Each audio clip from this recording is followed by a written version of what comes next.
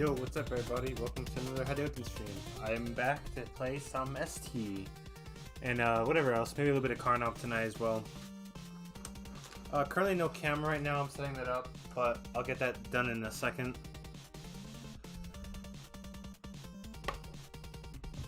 Still organizing myself together. So let's just enjoy some Contra OST.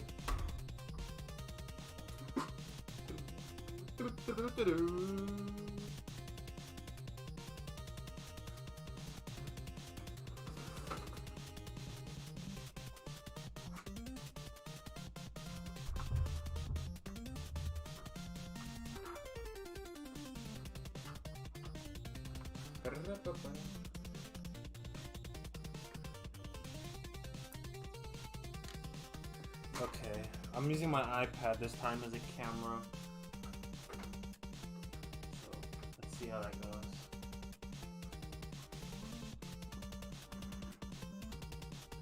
Hold on.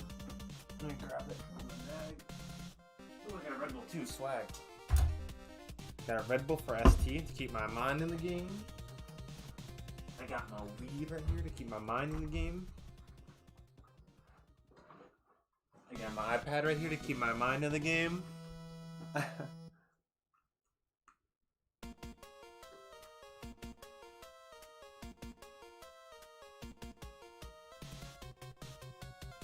where's the IV camera?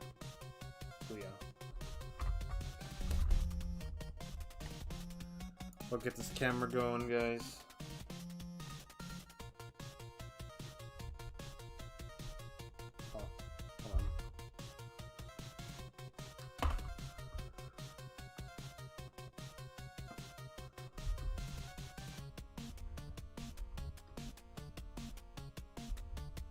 Oh, I can't get an angle I like. Oh, I can use my medication bottle as a... Perfect. Okay, so let's see how the camera looks on here. Okay. Alright, wow, okay. So let's see how this looks now. Dog. Yo, okay, nice. Yo, yeah, a nice looking camera going. Alright, cool. Alright. Let me just stretch it to this funny border. Alright, nice. Okay, check out, I got the matching Atari. You know how it is. Alright, so we're gonna play some ST. I can't wait to play because I haven't played really much seriously in a while. I was taking a break. I hope people are in the ST room, or I haven't looked if anyone's in the ST room. But I hope there are people in Carnov room tonight because I do want to play a little bit of Carnov. Oh wow, nobody. Okay, we got some players. Okay. I'm gonna start a joint though. Yep.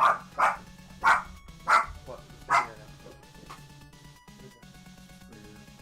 Oh, thank you. Oh, thank you.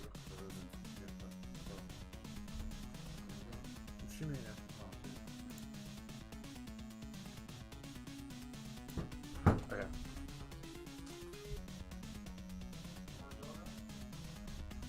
Back to what I was saying. Let me just get this started.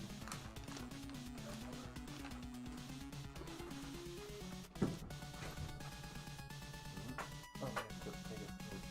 Oh, I was gonna pick one out. Apple cider or regular? Is it apple cider? Yeah. Okay, thank you.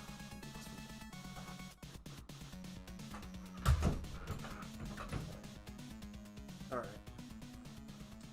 So, where was I?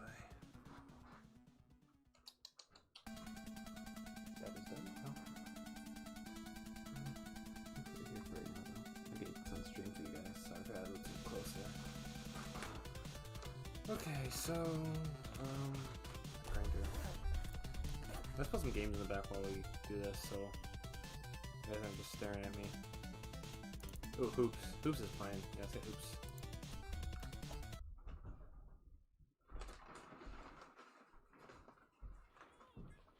Oh, nice. Come on, Hoops. Oh, nice. That was a jump fierce, wasn't it? Nice. He read that jumping.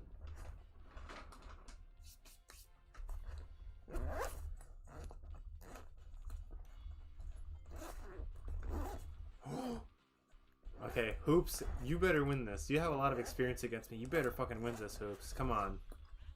Oh, the audio is really quiet. Sorry, guys. Hold on.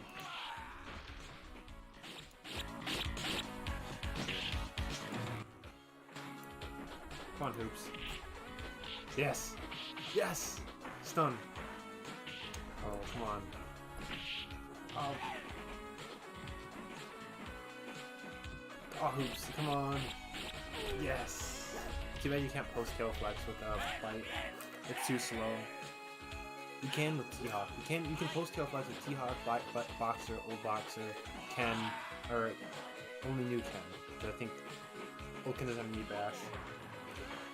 What the hell is that? 4 tap on headbutt. I mean, I'd do that, but 4 is not even safe for that.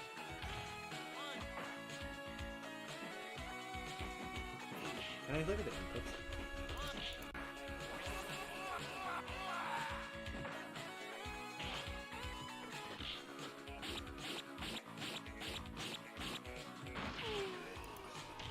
Okay, good job, Hoops. Nice. You got experience in this matchup, Hoops. We play a lot. We played a fucking lot together. I got a lot of experience against Blanca now because of you. You got a lot of experience with Boxer because of I think of me at least. So how's everyone doing who's watching the stream right now?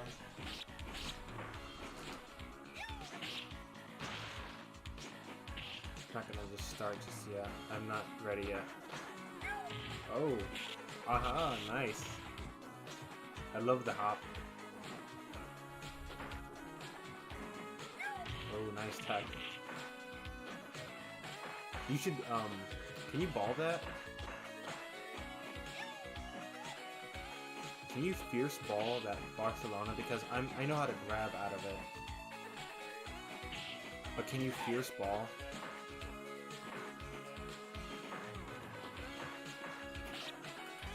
Yes! Oh, I should use fierce ball. The clock could have definitely punished that. Wait, no. If you do fierce ball on block, clock can just stand fiercely. Oh man, okay, I gotta learn more about block though. Ooh, nice.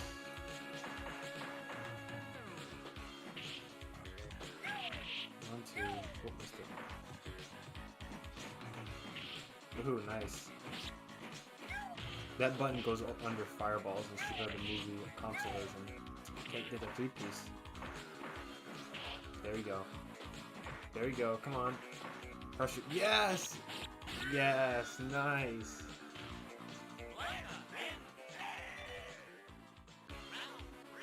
Oh, round 3.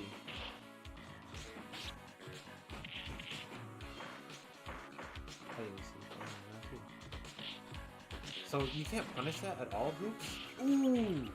1, 2, 3. Oh, I mean combo, but you got it though.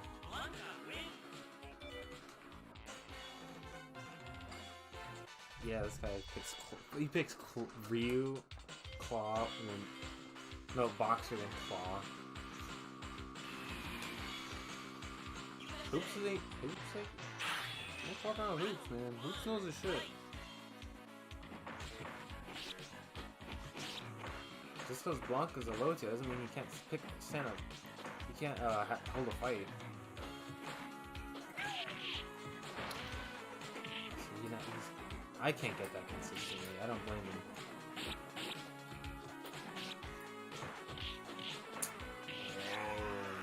Good pressing buttons. Haven't hit that. That's Balrog for you.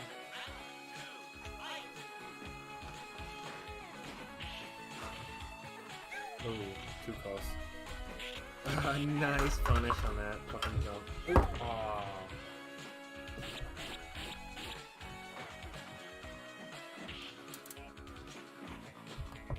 Ooh, air throw. You don't ever see that.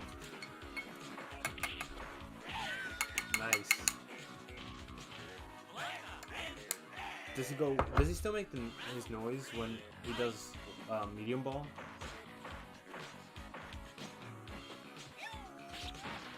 So let's see.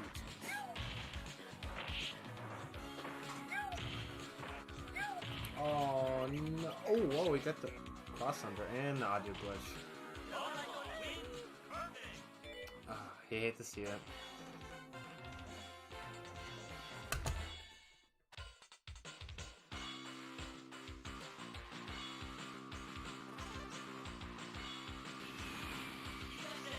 You sure?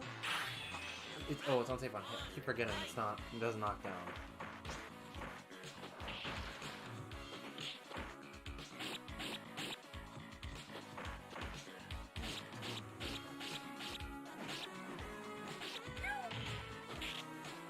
Nice. Yeah, this Claw doesn't know how to punish it though. Oh, see, he's going for throw.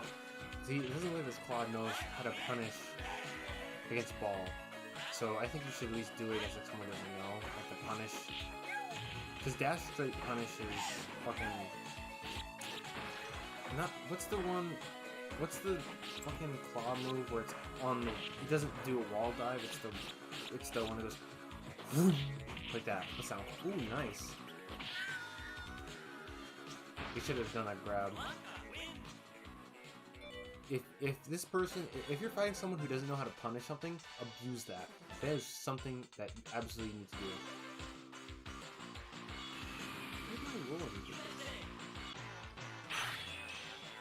That's what I do. If they can't fucking punish tap, guess what you're hearing? 1, 7, 3. That air throw, I never see it. I rarely ever see that air throw in action. Where's my papers? Papers, please.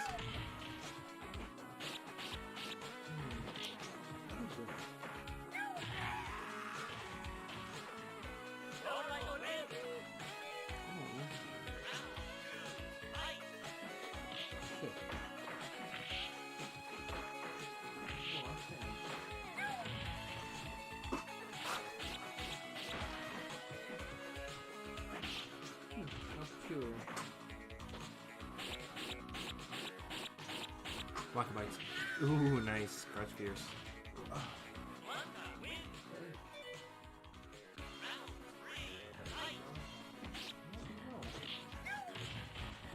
I have the tips here, but I don't have the paper anymore. What just happened? I'll be sorry for it. Oh, he thought that was throw. That throw was gonna kill.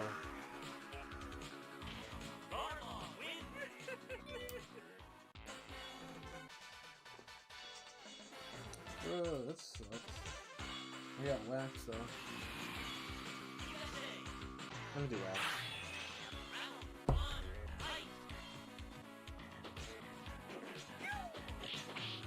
Oh, can't you, ooh, nice. Can't you fucking, do the forward medium punch after that? And audio glitch again. You know what I'm talking about? The 1, 2. Dawson has it too. That normal. What is it called? What's the name for that? That's it. Once I can get that. That's really normal. I gotta get this.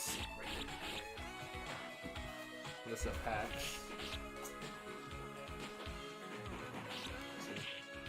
It burns like wax and shit. Like dabs. I guess it's water. This is getting nice and ready for ST. Okay, I'll open up myself. It's crazy.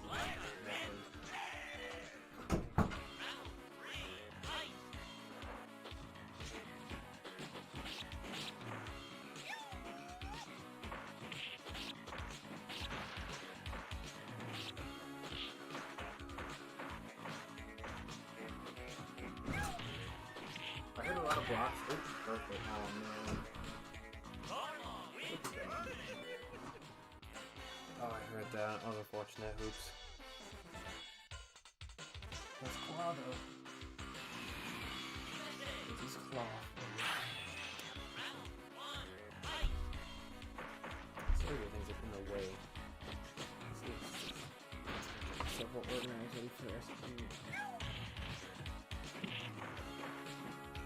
Try to at least get some kind of impressive game here. At least try to have some good performance tonight. Oh.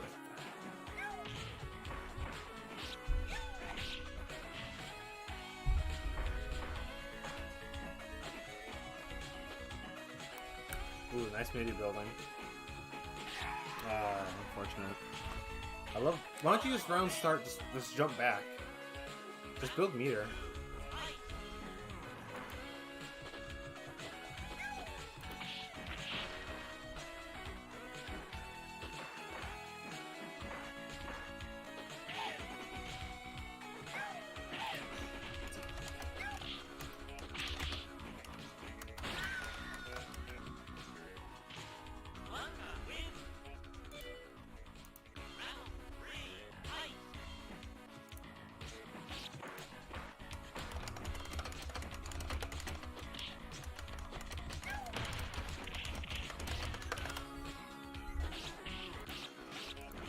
Ooh.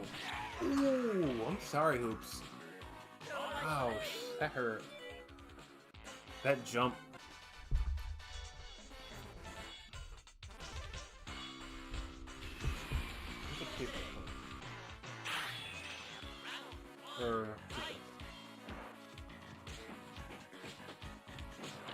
I want to play some Carnov tonight. Hoops, are you down to play some Carnov or anyone? Let me know.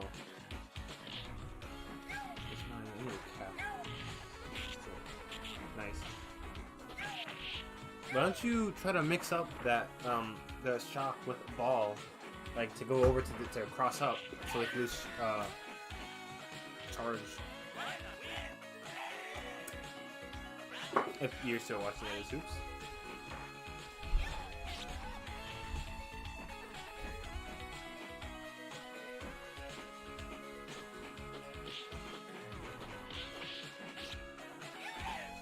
What if I got my hands on Blanca? What if I started using Blanca? Oh yeah, 1, 2. Oh, you. Nice. Now you get a chance to charge.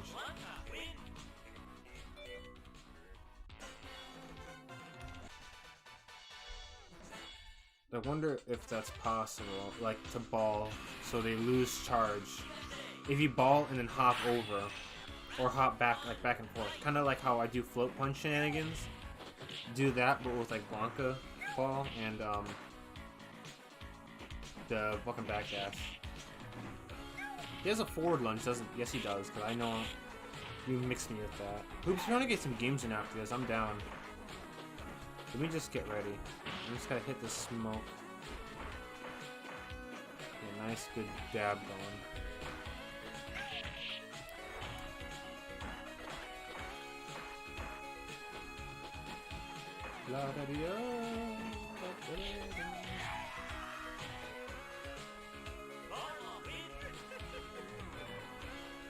Oh, and if you want to them streaming, do you want to hear the Blanca remix? Since you needed that data file? I guess I'll send it to you if you like. I'd like to get some help on it. Because I know you're good with video game music. You have a pretty good ear for it as well. Oh, nice, open.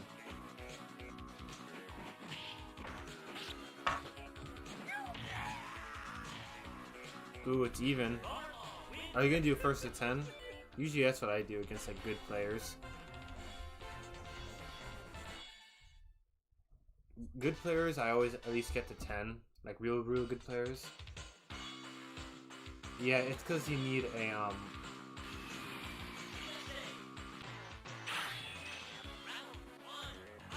It was because you need the audio, some of the audio files. But I can play it in stream. I'll play it in stream whenever you're ready.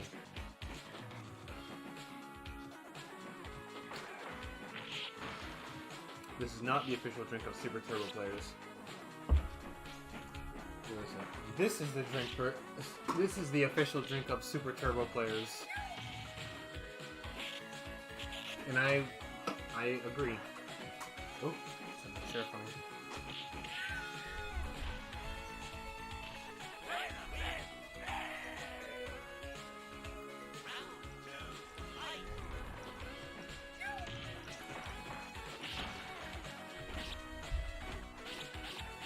Nice grab. Oh, I should punch grab with that.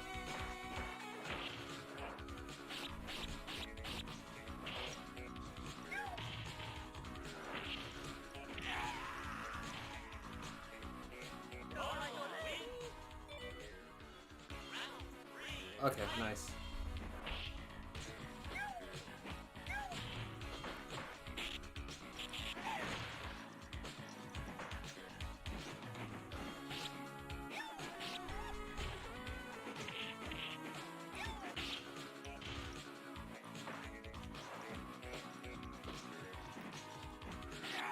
Oh wow, excuse me. Sorry about that.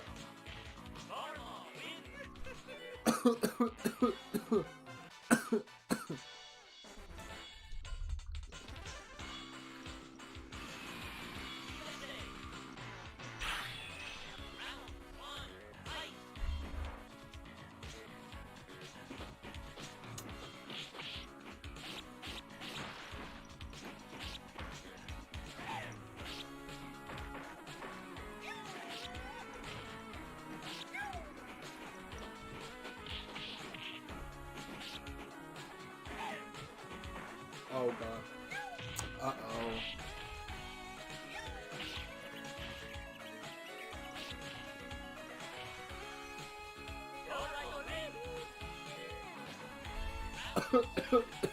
Oh god. Here we go.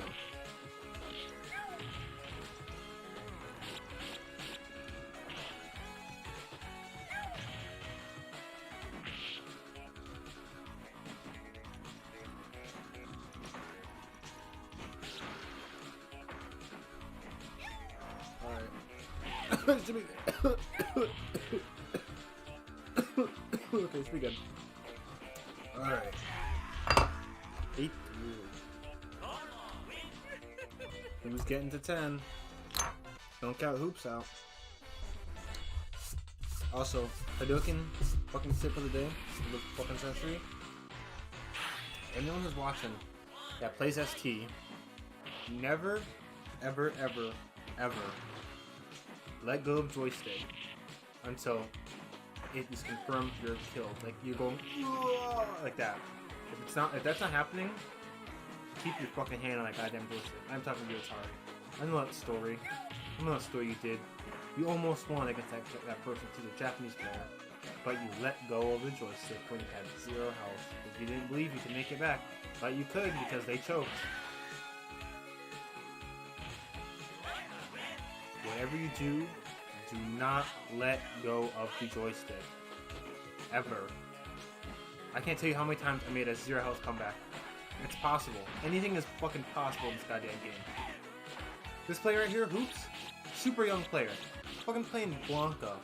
And is doing fucking fantastic against a claw. You see that? Fucking punish. Beautiful. You see what I mean? This is what I'm talking about. In ST, anything's possible.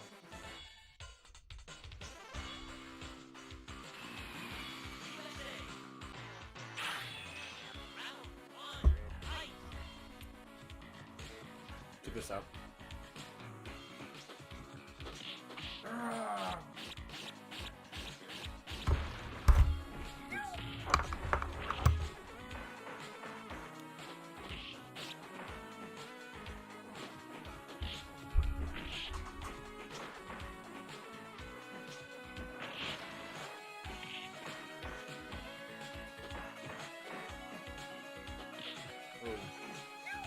Oh, that's rough.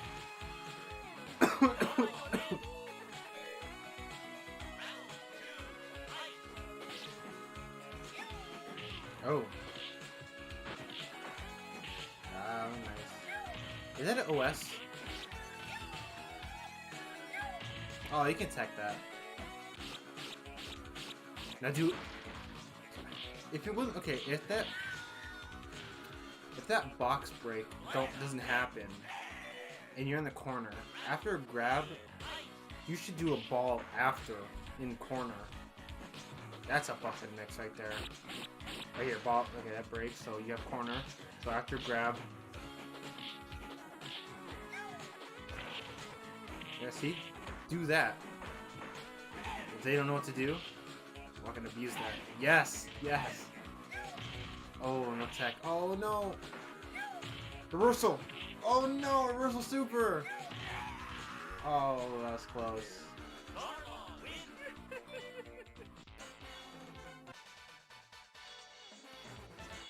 I would love to see your inputs as you play.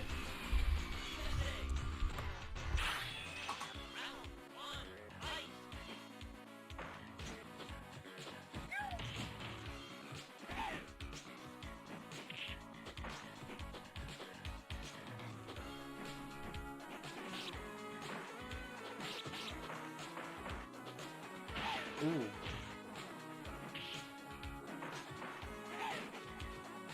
Oh. There's a ball punch. Ooh, and he got the 3. I was saying, I don't know if he's gonna get the 3. I'm very high. Wow. Oh, look. See?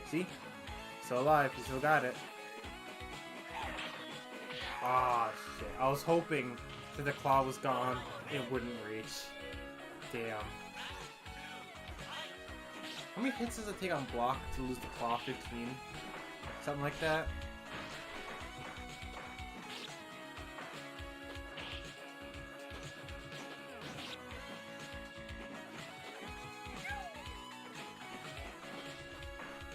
For the claw.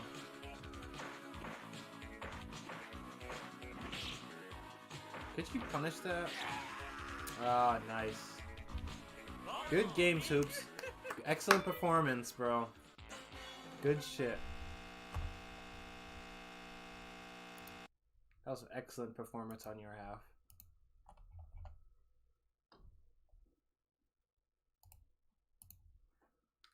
Okay. Hoops, would you like to play? Or would like to challenge? Hello, Hoops.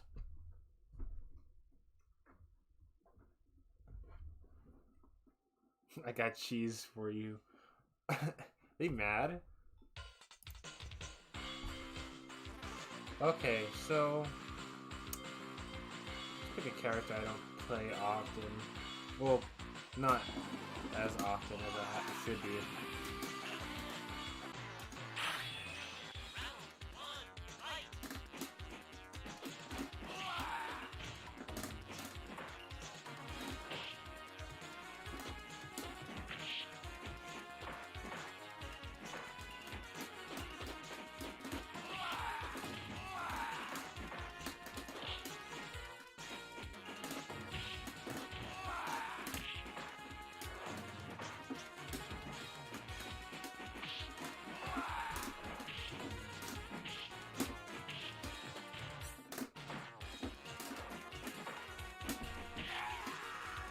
Nice.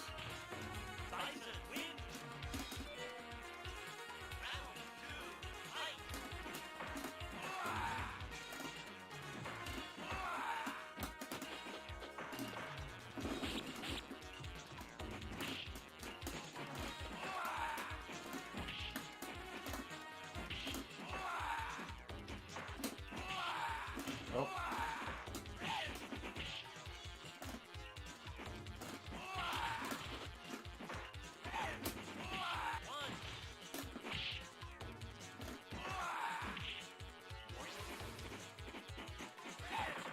Ooh, I knew it. I knew it.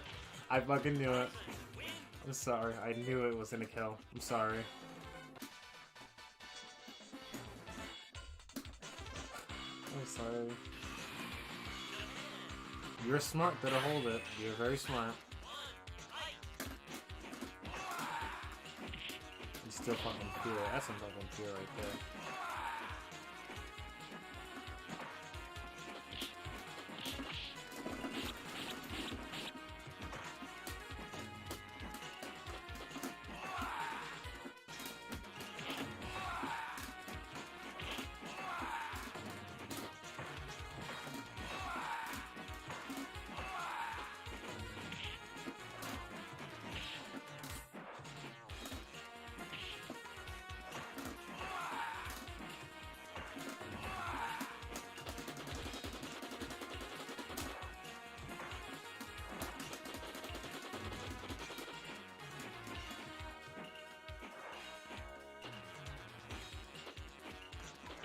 Oh.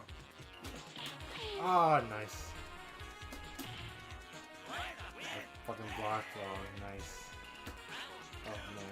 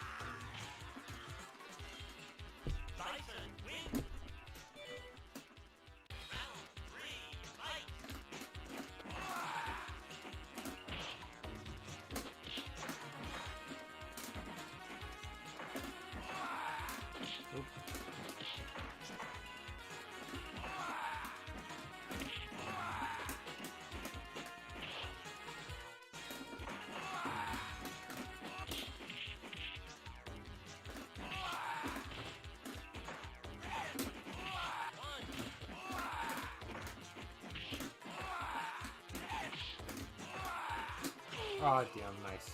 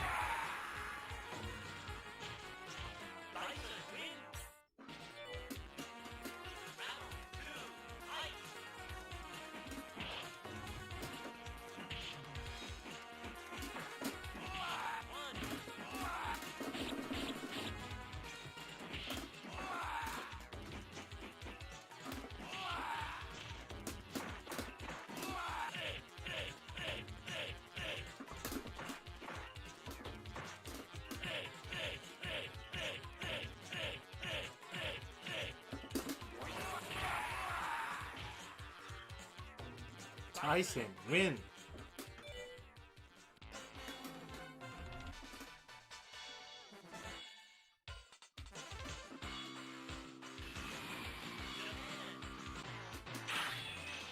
Round one, fight!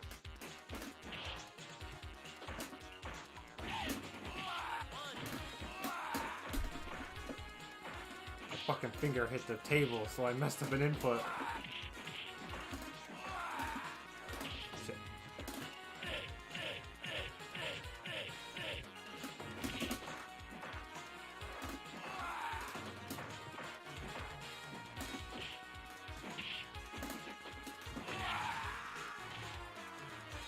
Auto correct dash down straight, I guess. Alright. That wasn't even a reversal, I just got lucky. Now that was fucking top tier for if I've ever seen it.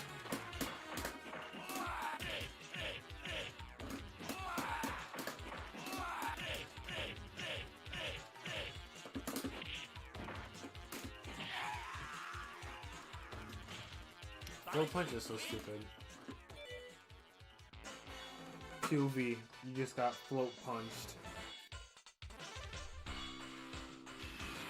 I can call it high five down low because how late I pressed it. This is high five. Oops. Should I do that right now?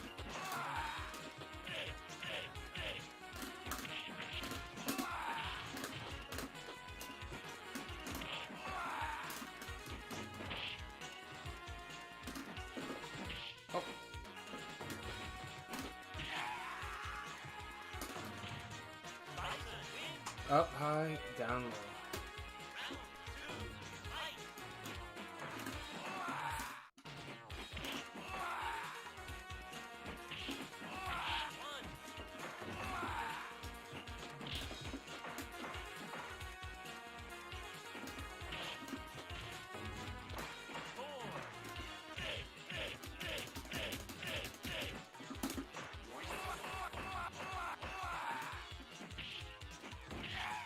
55.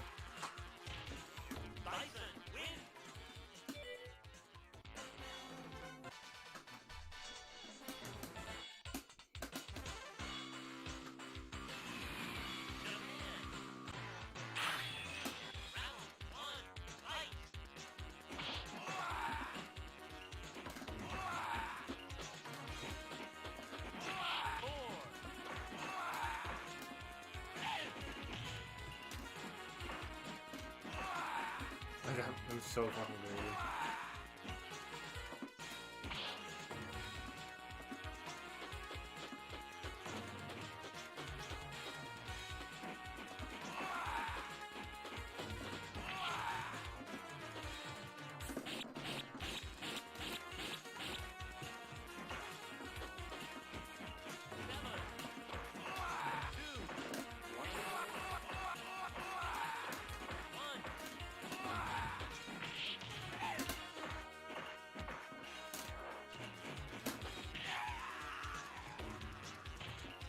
What a fucking block string. Oh my god. Goodbye health.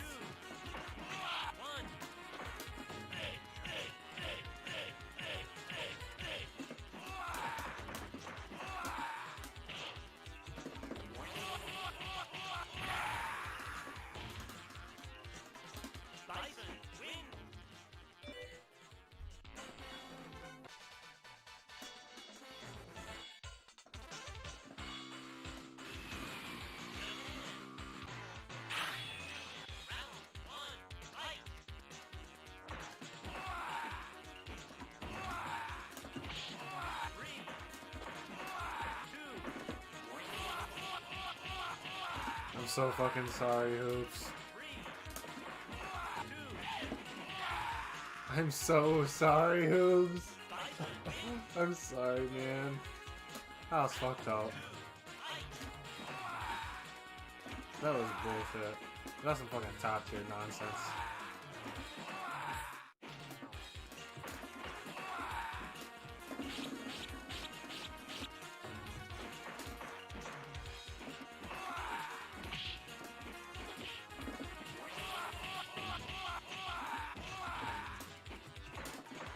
Nice reversal.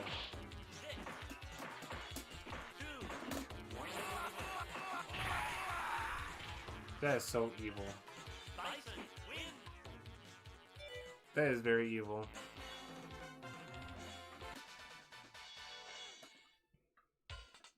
That's Superman. Boxer. I just feel like bad. It's so unfucking fair, man. Like, damn. I'll give you a hint though. That shit ain't true. That ain't true, fucking block string.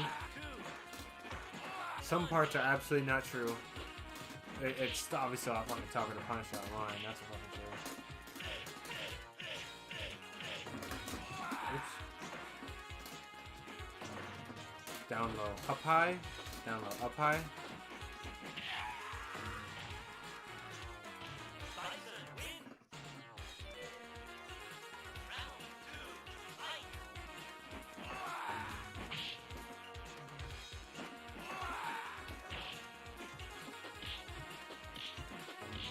Oh shit. I got distracted.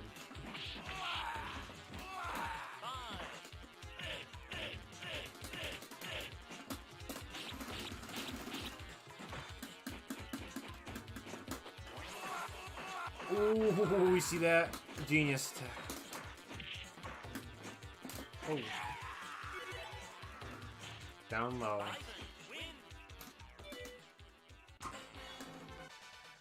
That's how fast the animation is. Like when you do it down low, it goes like this. Like immediately ends like that.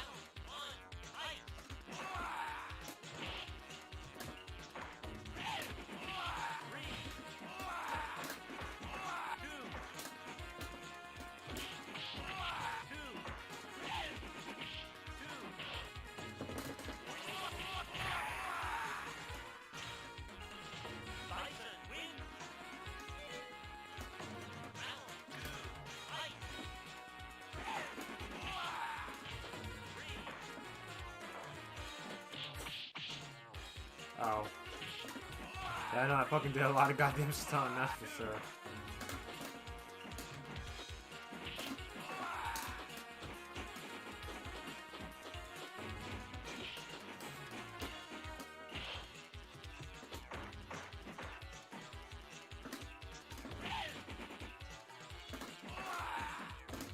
Oh, nice slow ball.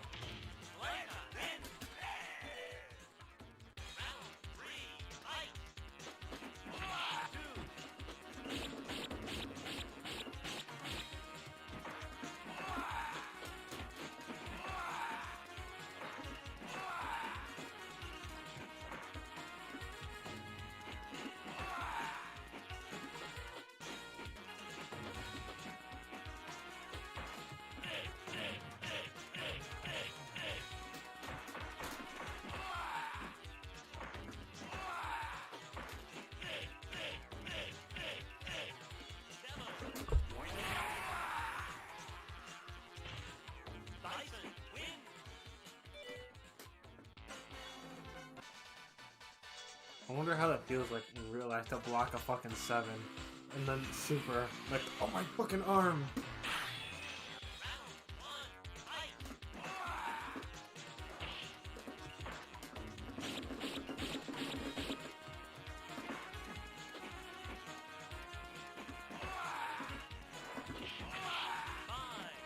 Oh no! I didn't do it right. My 5.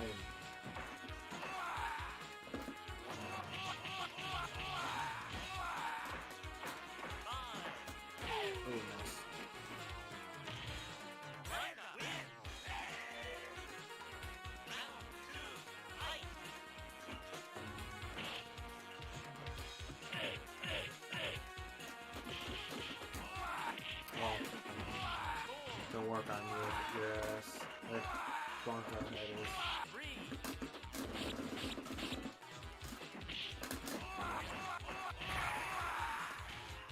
See how you input that? Like, that's how you make fucking sure you get that goddamn super. I pianoed those fucking buttons. You bet I did.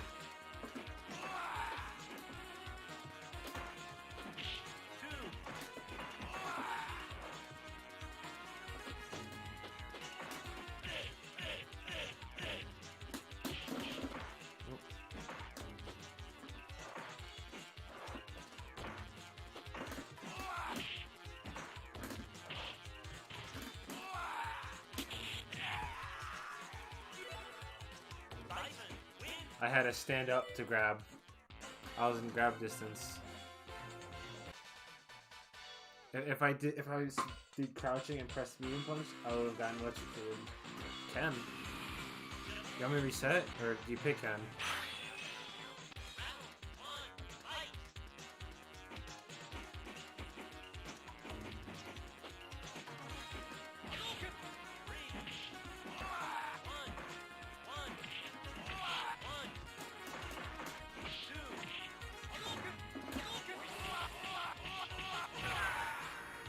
See what I mean? I absolutely believe Boxer has the best super in the game. Okay. Here, we'll do another one to fix that.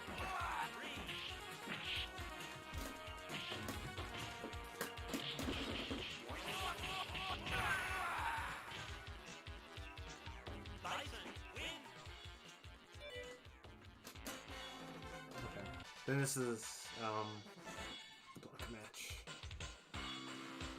Okay.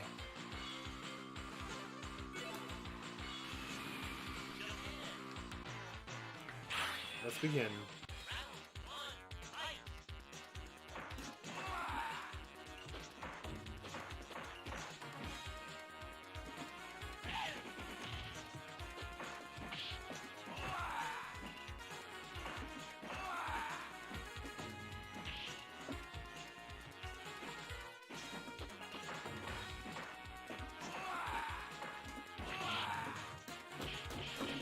Oh, missed it.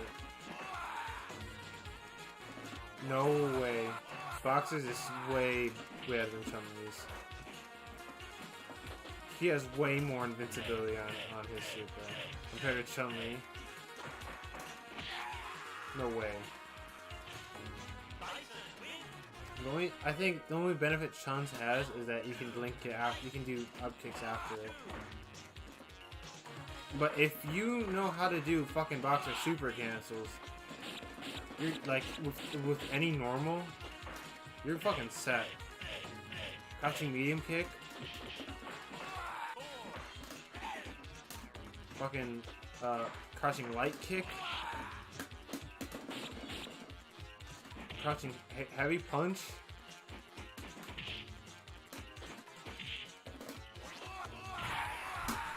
Alright. Good game, bro.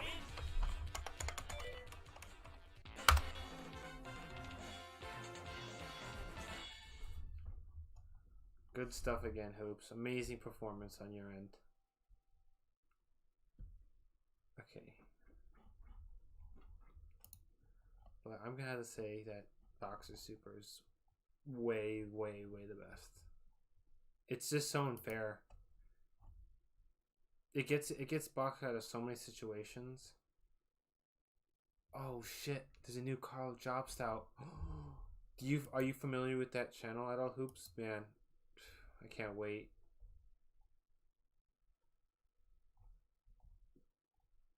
I'm gonna watch that later tonight. I'm gonna save that. Watch later. And it's almost an hour long. Yes. Retro video game scam nonsense. It's a good playlist.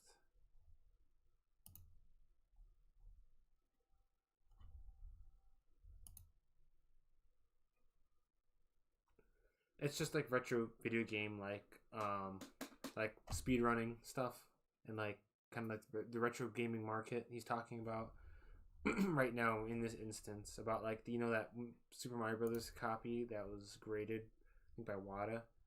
It was like a stupid amount. Well, I can't play this song next. I gotta remove this, and I can't play T-Square either.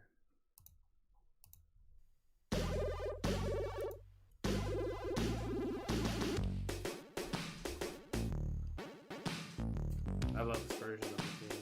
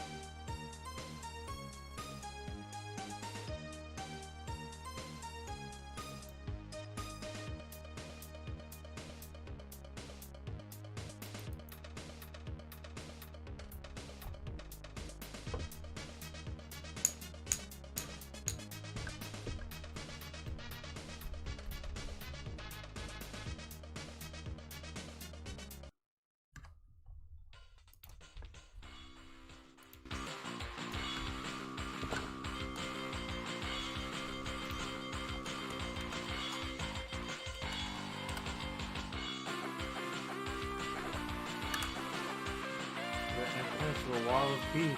What's up, James Walton? How you doing?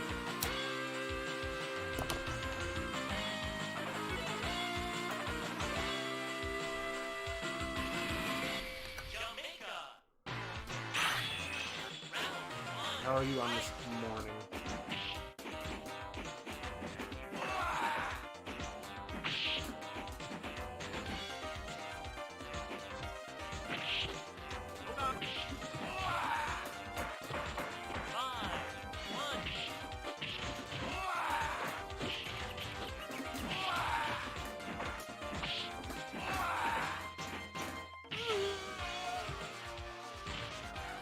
Alright. Oh, thanks for having by, bro. I gotcha. I don't know what time zone you're in now, but it's just about to be 1 a.m. here. Oh, too far. Shit.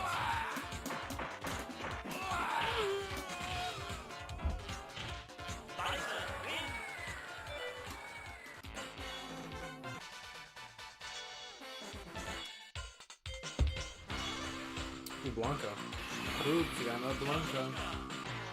Let's see what you think.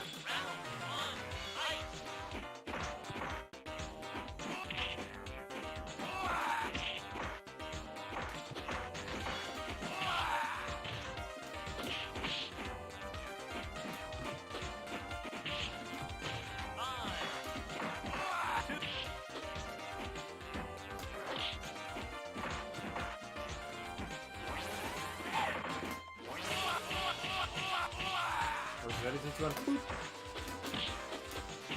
Oh no.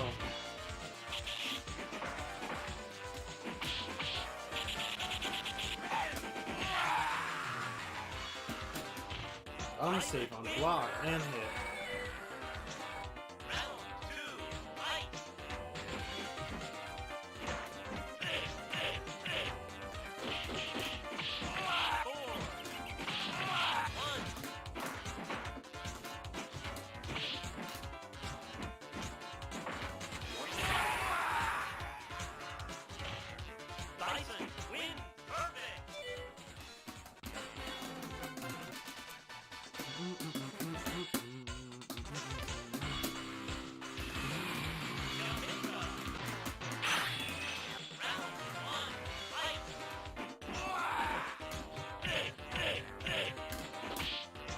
Oh shit, I want to cancel, but I think that's what he's going for.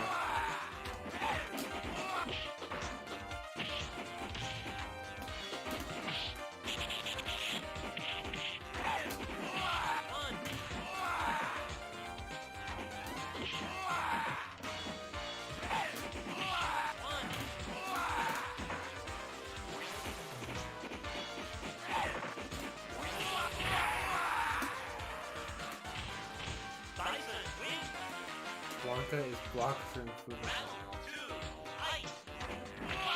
I'm sorry, Who's. Oh god, that's a rough life. Like, you're fucking doing great at Blanca, man. Oh. Oh, alright.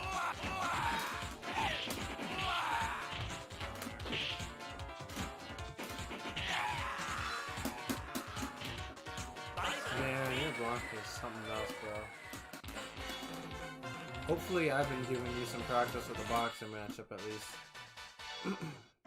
How do you do against other boxers online? I want to ask you. I saw how you're doing against Marjaja. If I'm not, if I'm pronouncing that super wrong.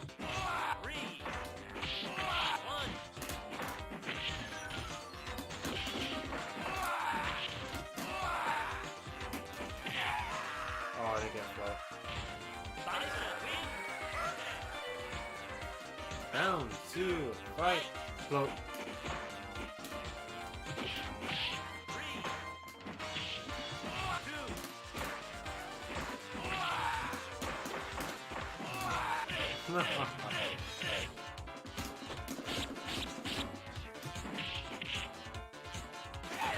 Greedy, stop.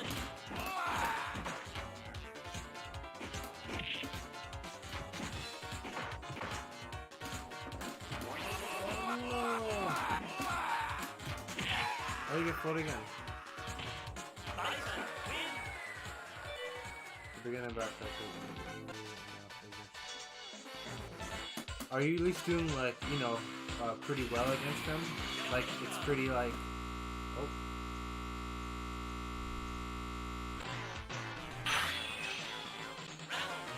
That was... Sorry about that, guys. Yeah, I think you're doing great.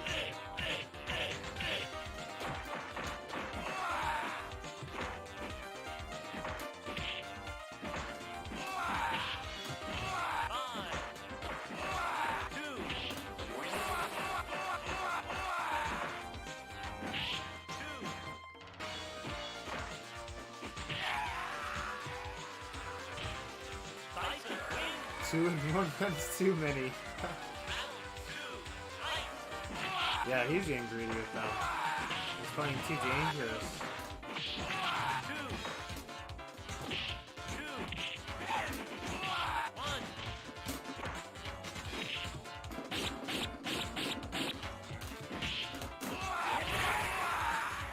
You see how fucking fast I input that? That shit's so unfair. Like this. That was up or cancel. Like that. My piano can find some of the bitches too.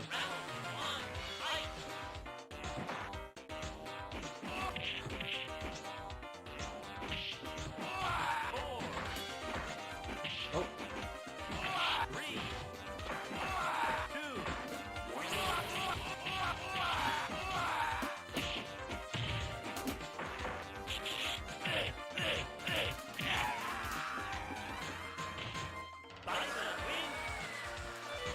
Hoops, if you were able to post KO flips as Blanca, would you do it?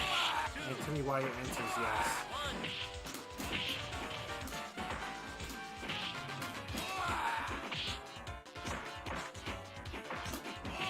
One.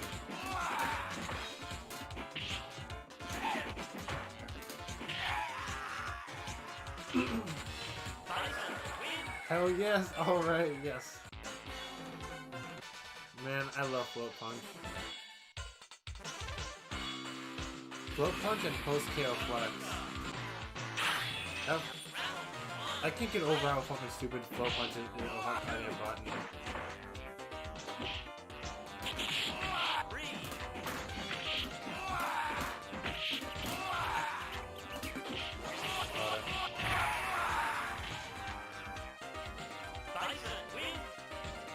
You like that? Super Cancel? That's my favorite one to do. That one and Moving Punch.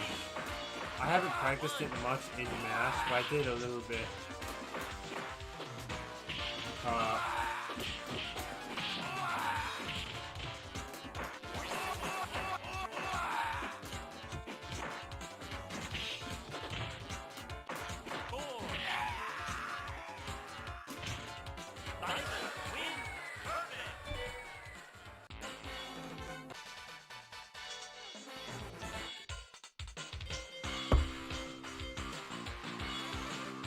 Oh, dictator. Oh, oh. Uh-oh.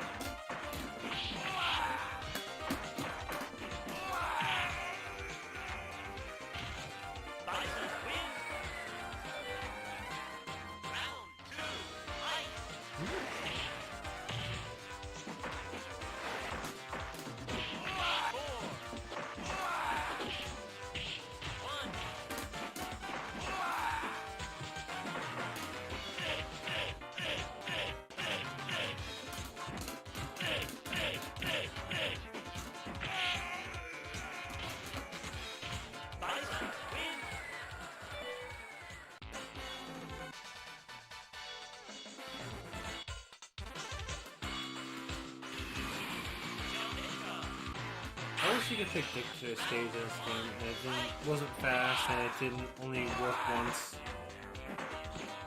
Unless you win as Dictator, in which case it stays on that stage.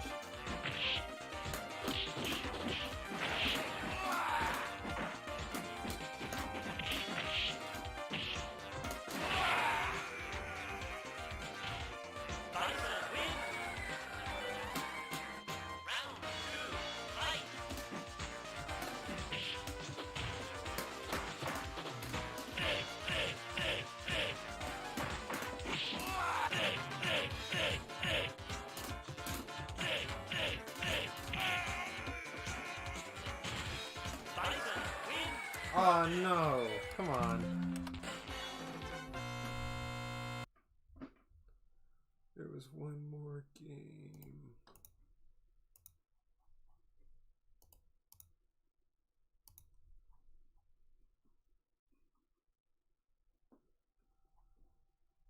That's that acorn?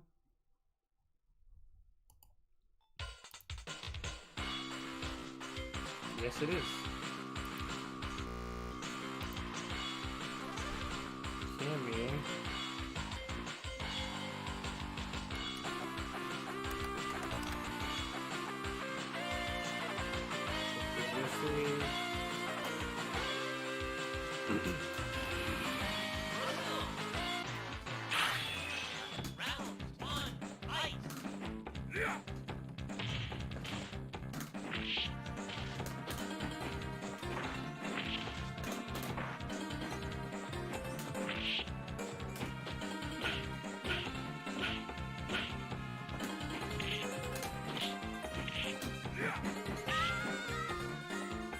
Zhang wins.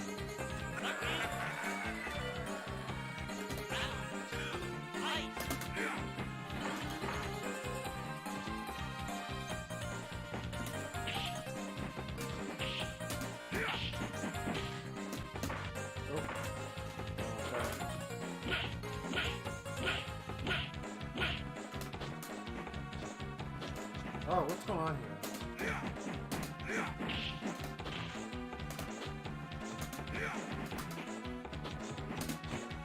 I'm gonna get it. Got it.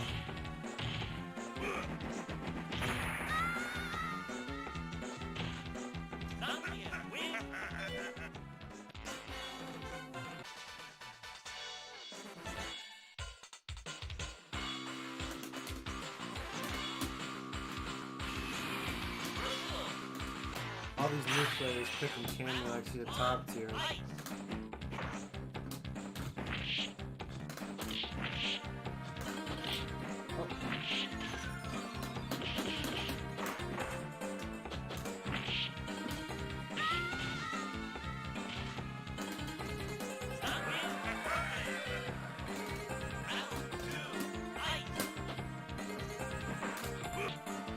What the fuck was that?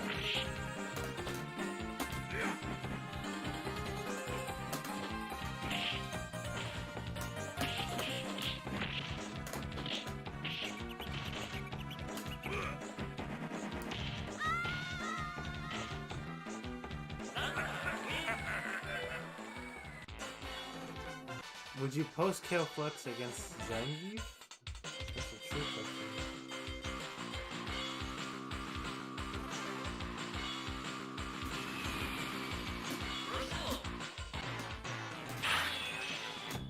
I don't put deep at all. Oh yes, once again. That kind of matchup's already easy for you. No, I get it. I post Kale Flux using the rest. I don't do it to taunt, I just do it because it's funny looking.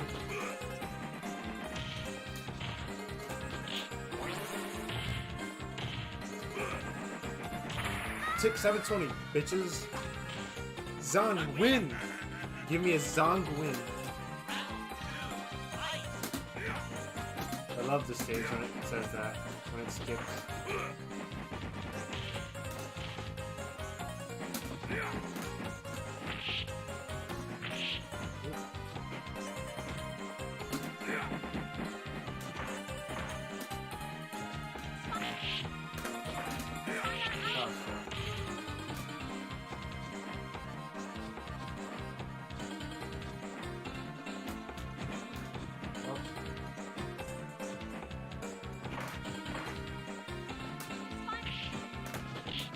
Got it again, nice.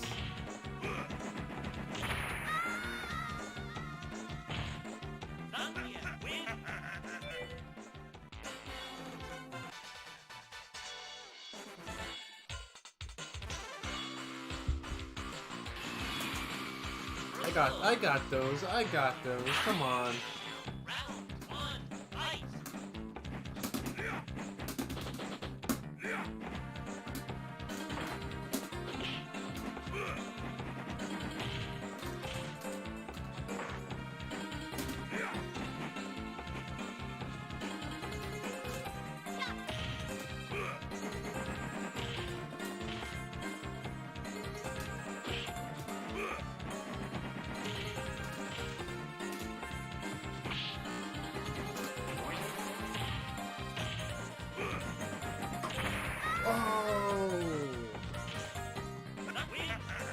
Zonguin.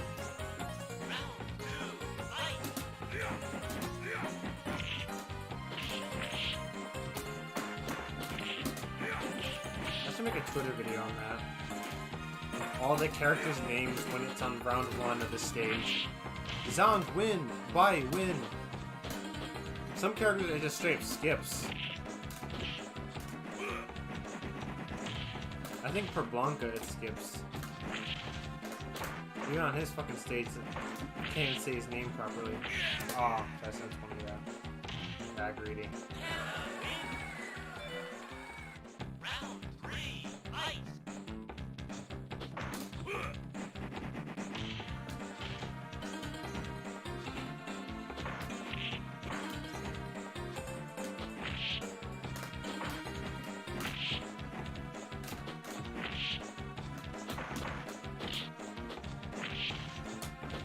Oh shit. I was trying to crouch like kick something. Nah. I guess I'll get it. Wait, that's one.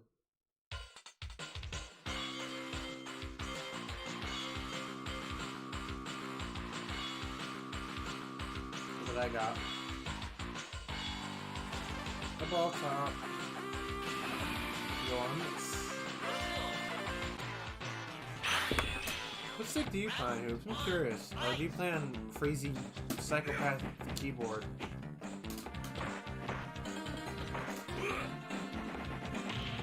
And if you do play on keyboard, you absolutely have to make sure you say crazy psychopath keyboard.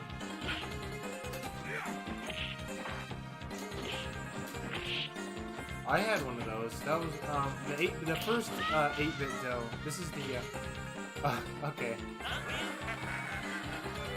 Okay. Well, yeah, you don't use keyboard. Can you imagine playing Blanca on keyboard? Oh my god. I can't imagine if I'm playing Boxer on keyboard. Oh god. That sounds insane. Oh, I thought I got the air throw.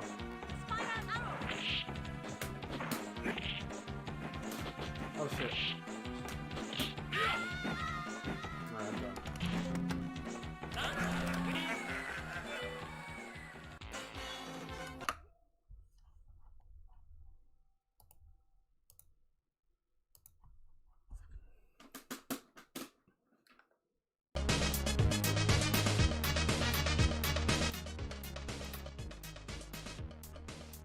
Sorry about that. I want to play Karnov.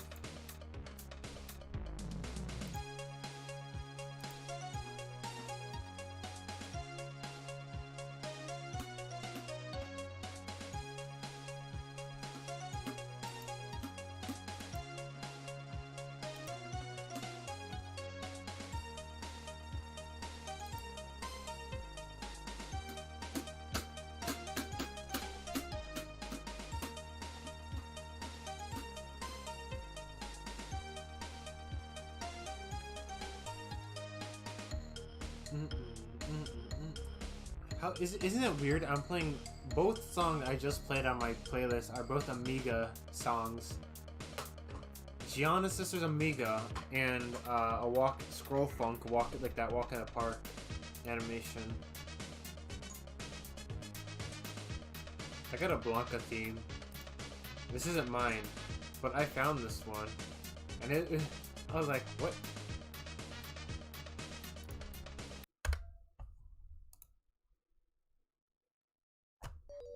Double Amigo.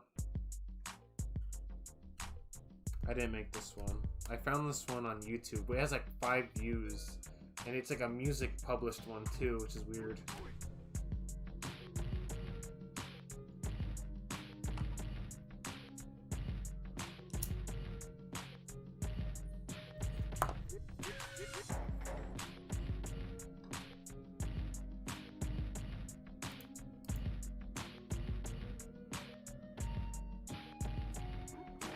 No one's on. What the fuck? What the fuck? Bro?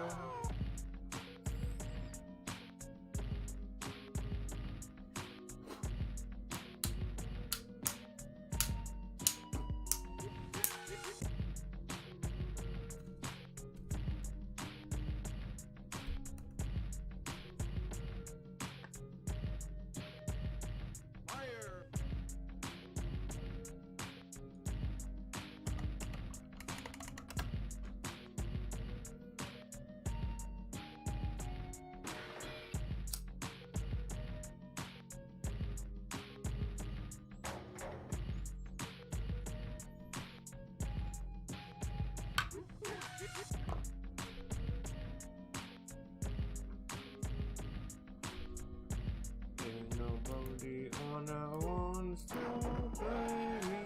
Want to fuck? Why is there nobody on anybody? Please play with me. And be.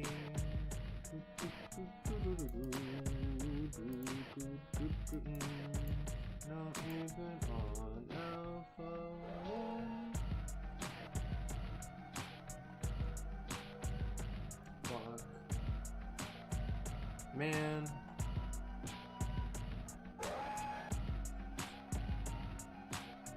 Why is there absolutely nobody on? 2 mix.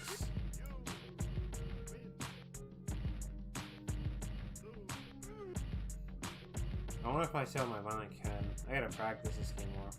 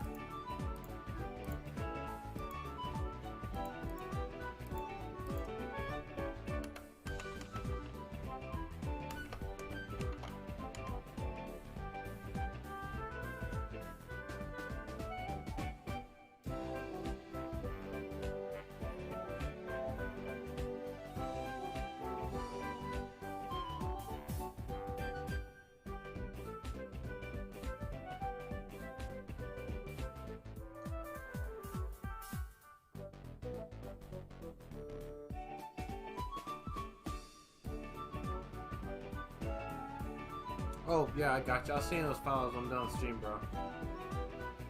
Peace out, man. Well, thanks for coming out and playing. Awesome performance out there. Like I said, awesome stuff, and I love watching you play. So I'll see you later, bro. Have a good night.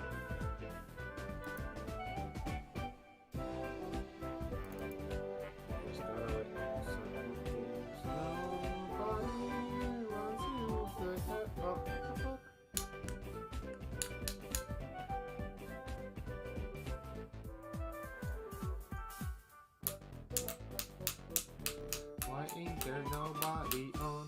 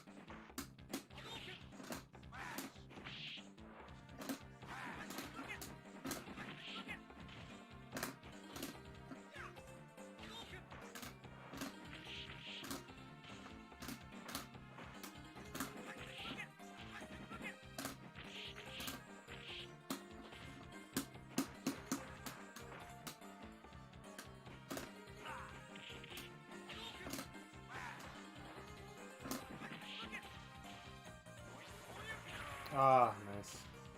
You timed it right. Win.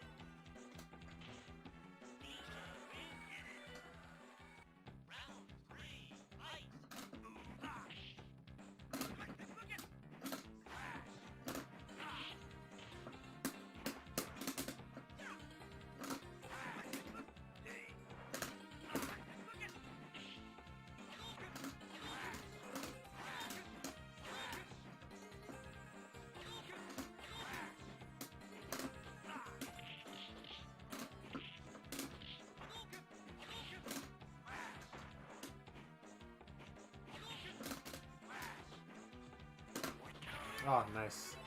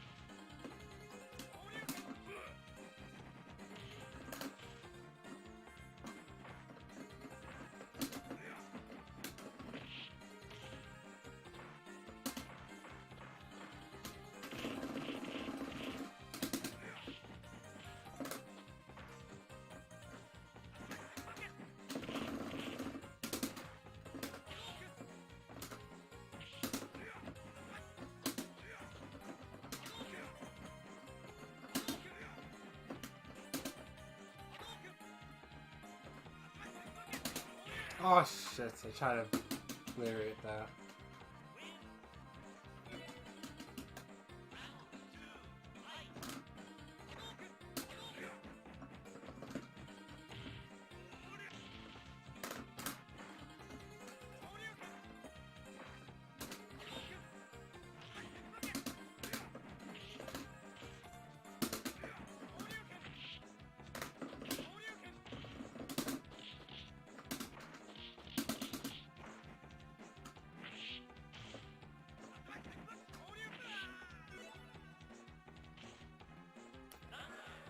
Zangyo.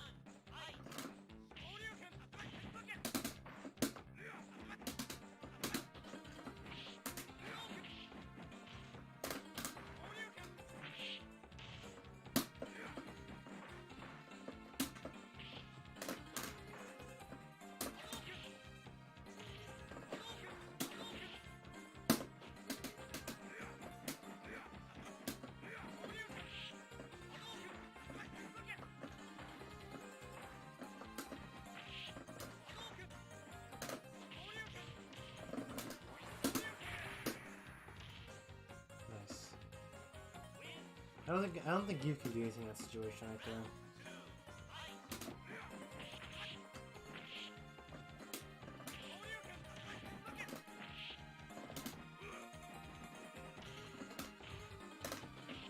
Oh.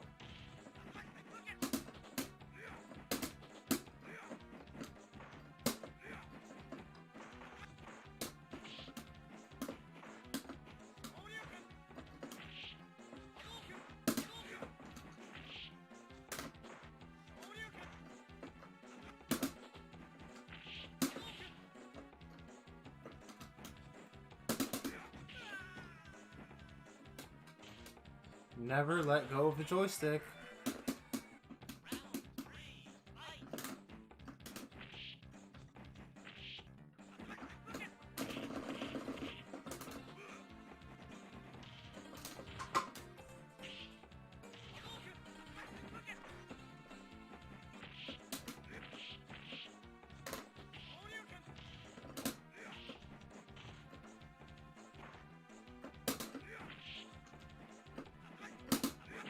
Oh, nice. 55.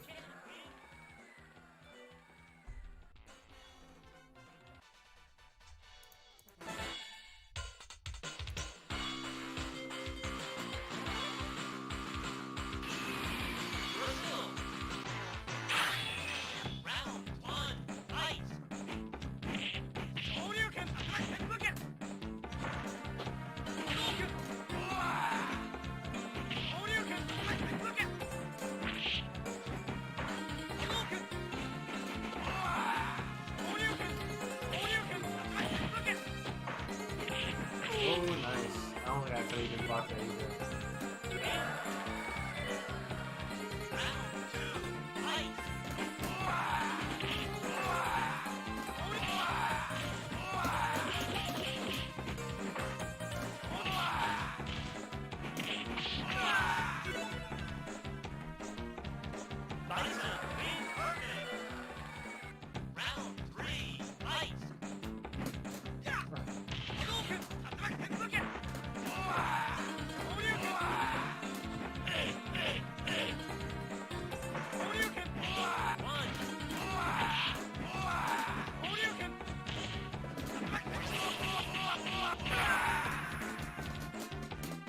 That wasn't safe. Boxer has different wake up time to this. I don't know why.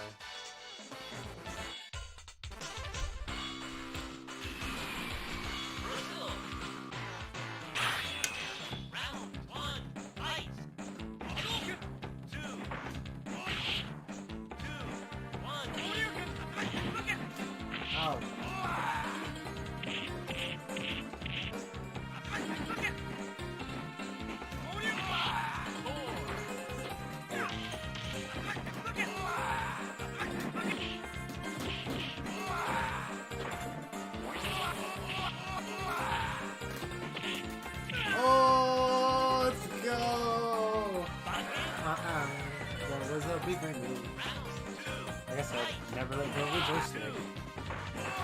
One. Hadouken.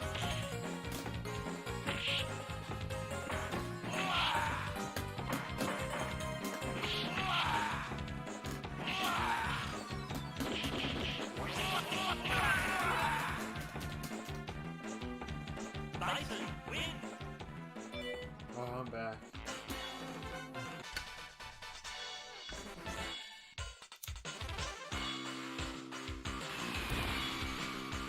Brazil. Round one. Fight.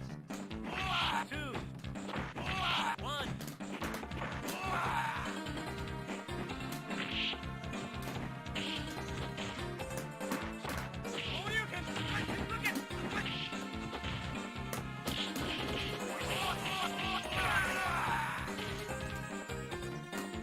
Fight win. Round two. Fight.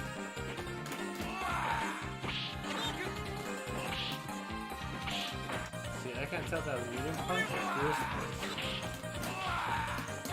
Because they're the same hit sound.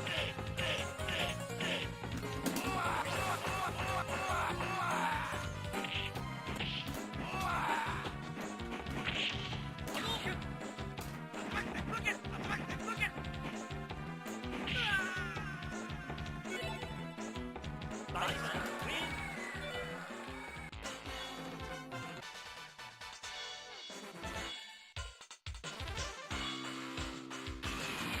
Brazil.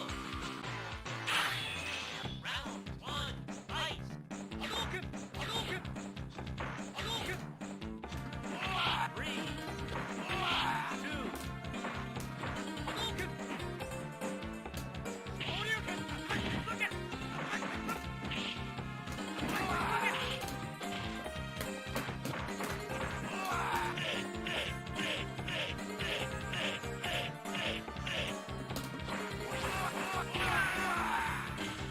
Now they get that weapon. It's so sexy. Round two. Fight. Hadouken. Hadouken.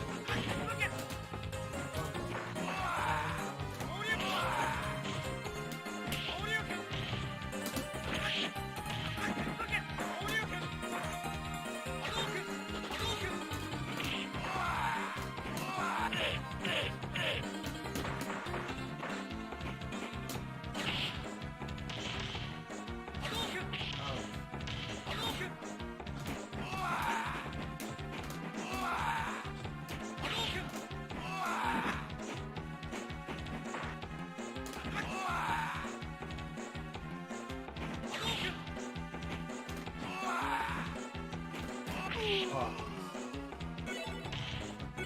Can't win. Round three. Fight. Two. Hadouken. Four. Hadouken. Hadouken.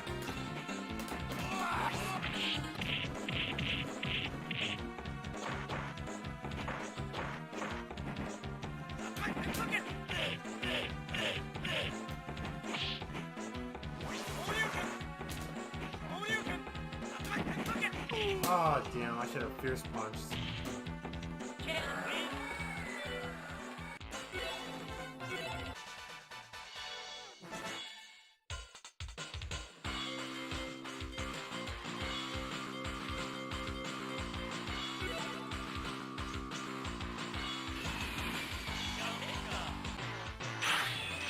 Round one. Fight. Two. Hadouken. Two. Two.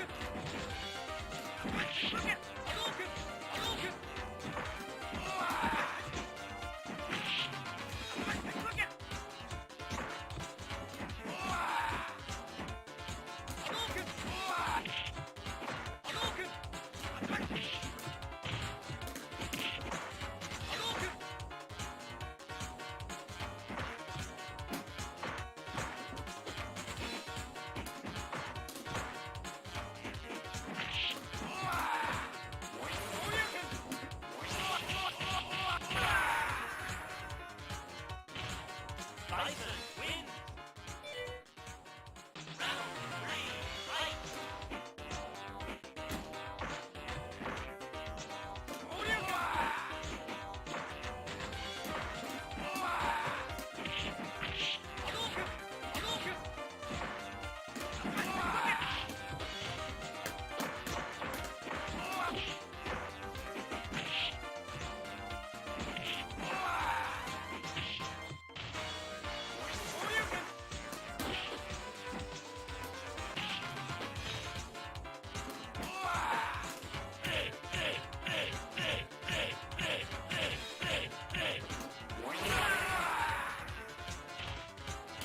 Bison wins.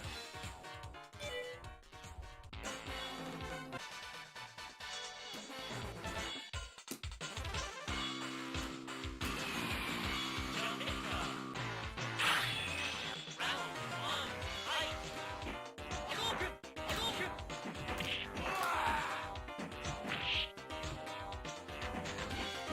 2, 1, 1. Hadouken! Look it! Look it! Hadouken! Hadouken! Look it! Look it! Hadouken! Hadouken! Hadouken!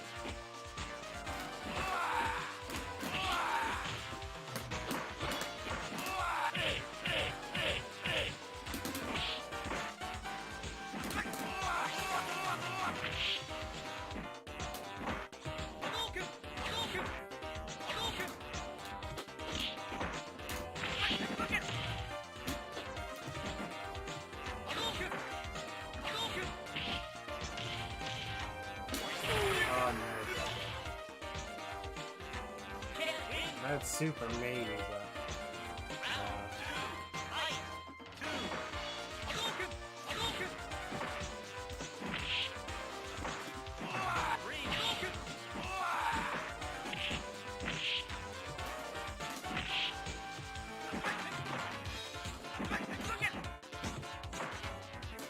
Look it! Look it! Hadouken! Hadouken! Hadouken!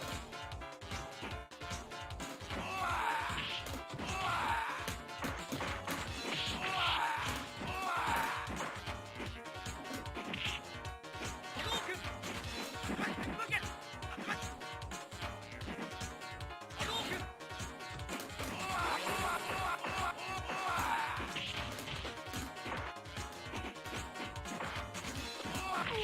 Oh no. Shit, upward. Can't win.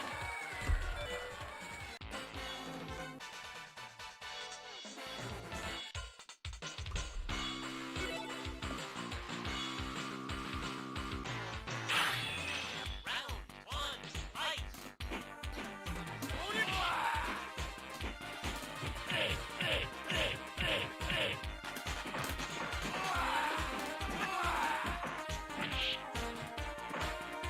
Hadouken! Hadouken! Hadouken!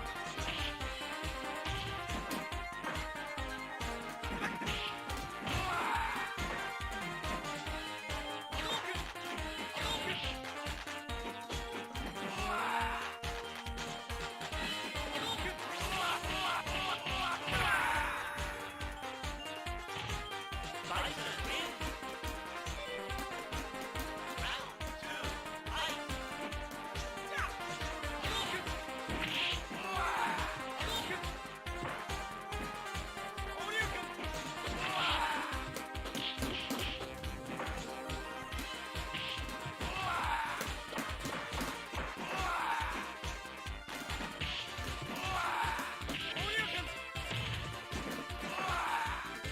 Look it! Hadouken!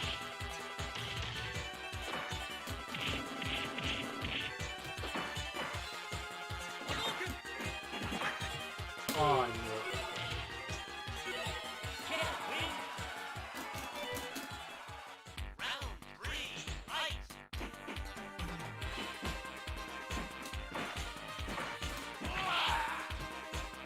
Hadouken!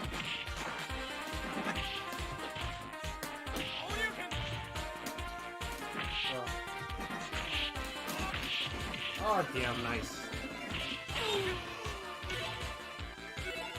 Can't win. I think I missed the main hits.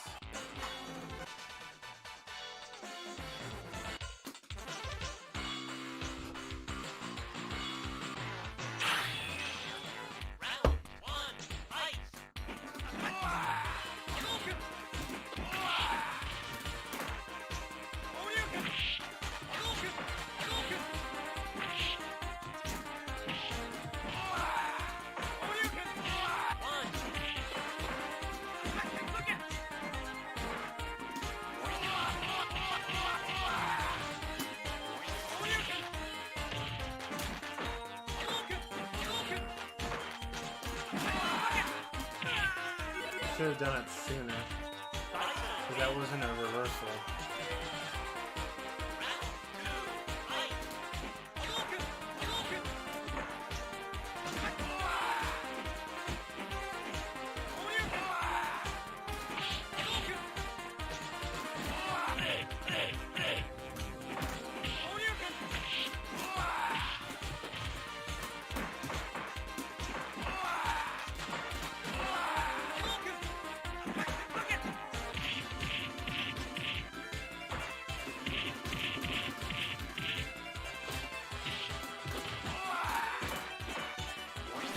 Oh, my super. Can win. Round 3, fight.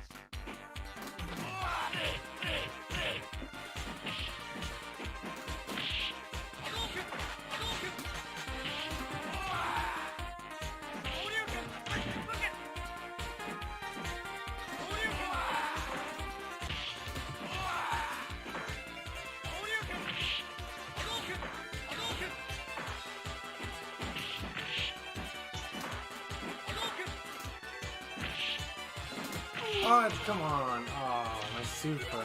Nice. I kept messing up my buttons.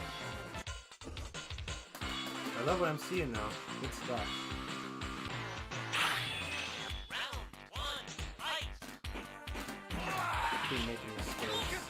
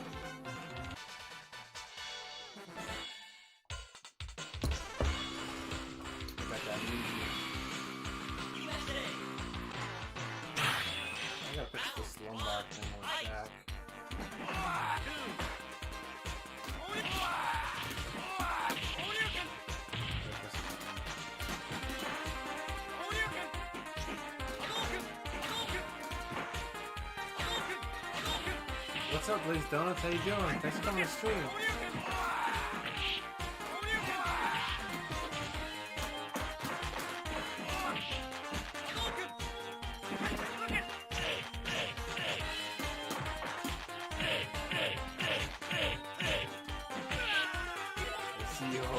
Okay. Are you saying dash upper or dash ground upper?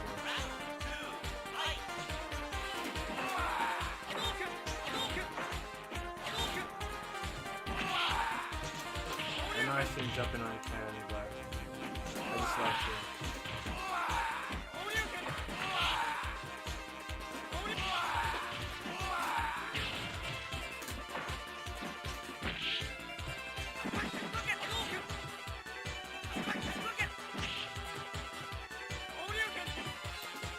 Perfect concept.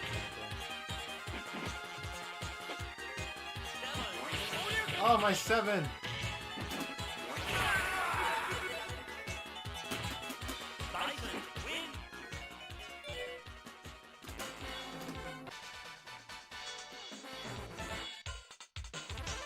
Please, I have to know if you're referring to dash upper or dash ground upper. That's very important. I know the difference. Okay, dash ground upper. There's dash upper, and then there's dash ground upper, and when it knocks down. Dash upper can be comboed into super. Yeah,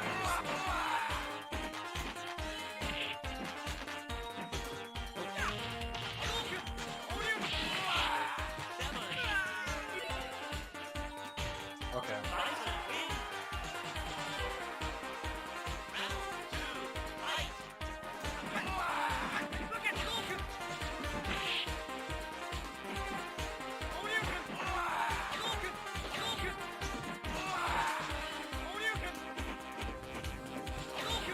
Oh.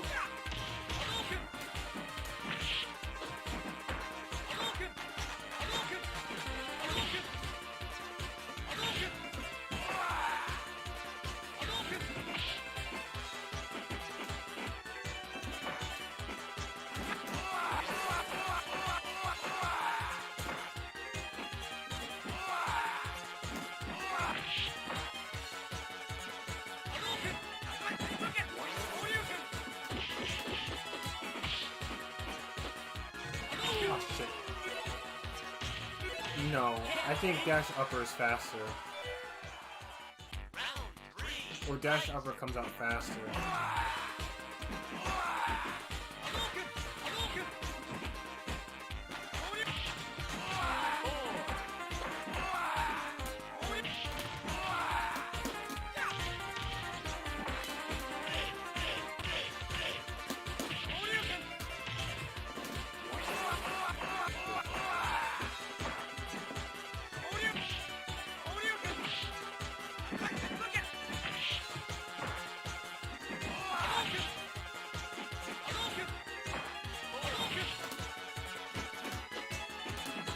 Fuck.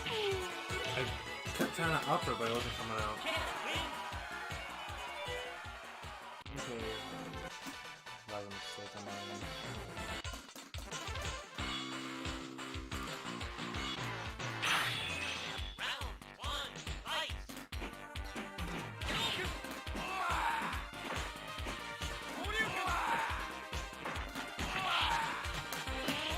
Gotta stop doing that.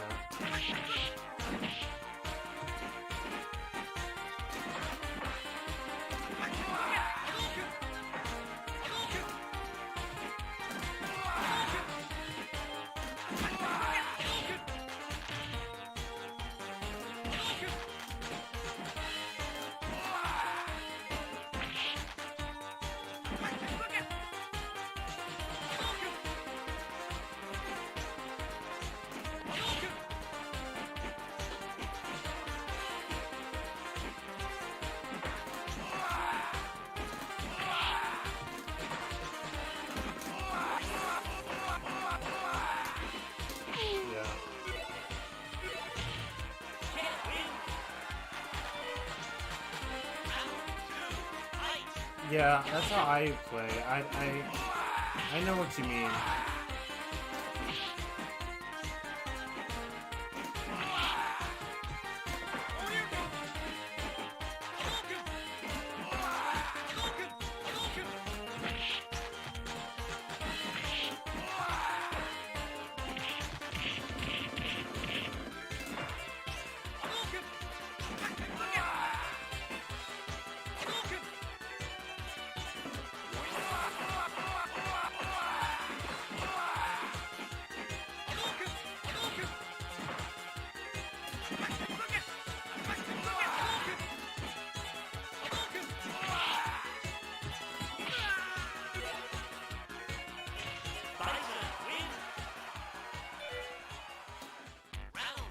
How do you feel about old boxer? I feel like I might have asked you before. Would you say old boxer is viable? Or at least competent?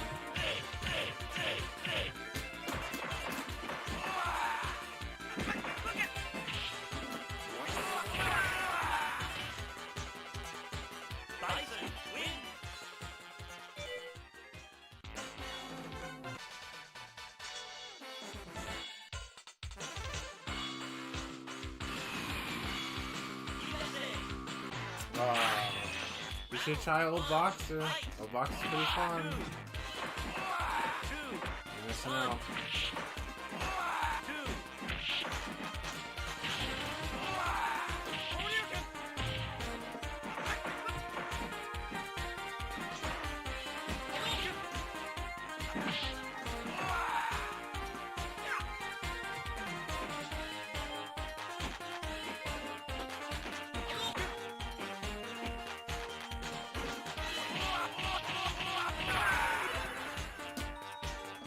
I love Old Boxer. Old Boxer for life. Oh, it's a Blanca to Boxer. Oh, okay. What a difference in character that means, but you like the Blanca ball.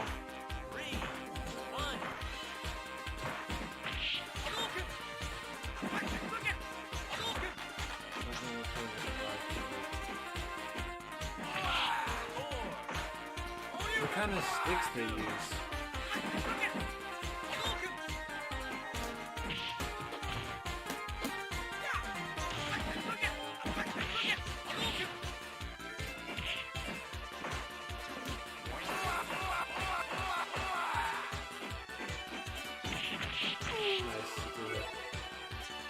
Because in ST, I have a harder time getting my DPs out, but in like the CPS 1 Street Fighter, I have a lot.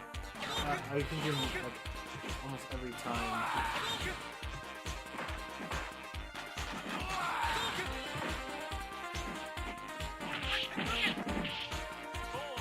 What buttons do you use?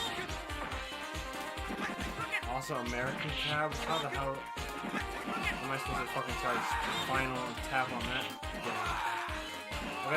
I gotta use like my hyper fighting positioning. If it's the buttons that are exactly parallel to each other. Oh, okay. This is what I have. These I replaced. These are Sanwas, but these are originally Sumitsus. I gotta replace them because I don't like these. And these ones over here are stock. But these 6 were Sumitsus, but are Sanwas now.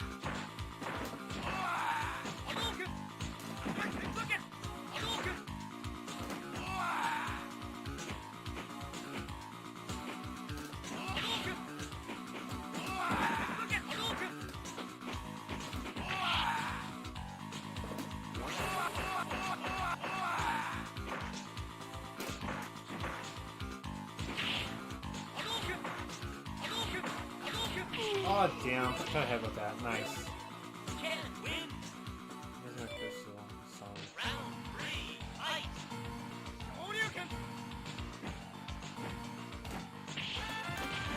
Oh, okay.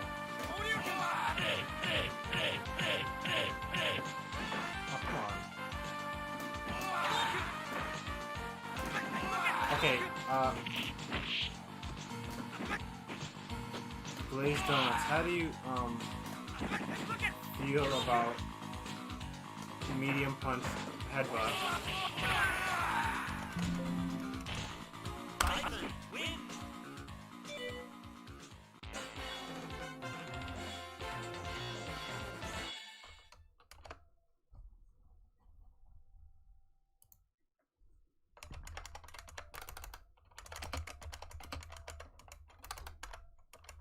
Good shit.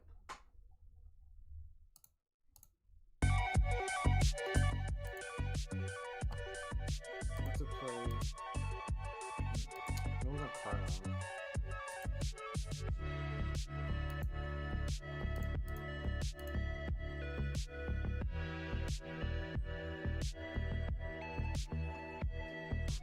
I think medium punch headbutt's only good for like specific situations.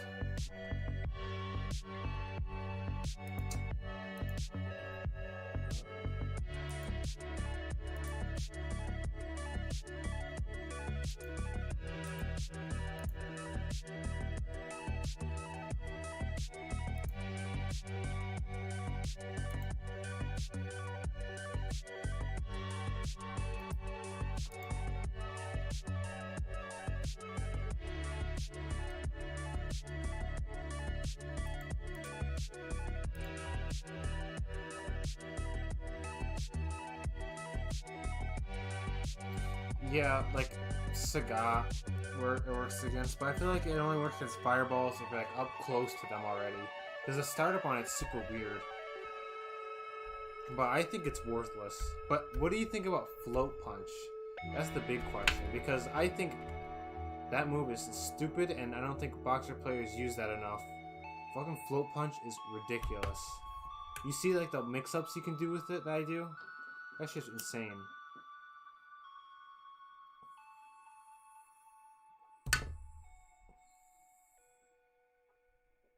Insane in the fact that you can even do that. Okay, good. That's what I love to hear. Do you do like the Henry float mix-ups at all? Yeah, air throw. By the way, great matches, man. Awesome stuff. I'm a little rushed right now because I took a break from ST, but you were playing pretty solid, man. I love seeing you improve every time we play. Good stuff, man. Only until I get punished. Exactly, yep. Because it depends, because Float Punch can be used so fucking specifically on any way you want. Like, you can do, like, high 5 and low 5. It's like, you can do it while you're rising and while you're falling. You can immediately activate it, and it's a hitbox, like, when you land. I'm so hot right now. What do you mean? Is it hot in your room or something?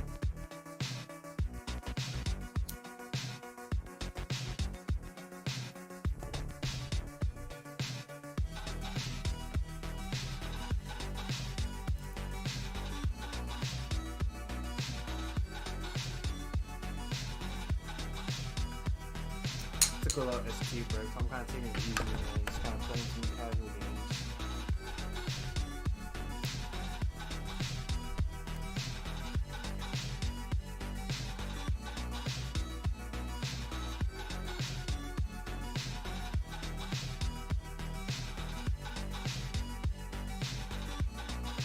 Exactly, yep. Oh my god. Well, it's also great for punishing too. Like punishing with attacks.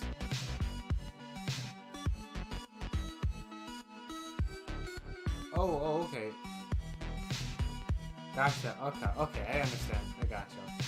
Yeah, I just took a little break for a while. Just to kind of refresh my memory. To kind of... You want to see me fight a good Guile? Well, I play against, Death Spamming, Amazing Guile too. I don't want to summon them.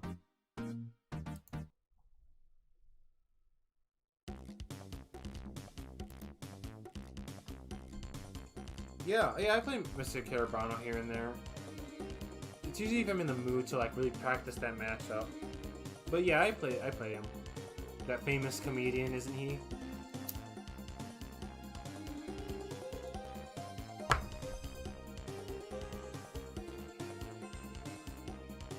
I fight Guile sometimes.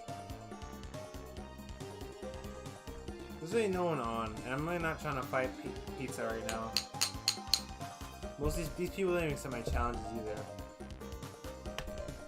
And that's a fact, because I always try, so there's no use in trying.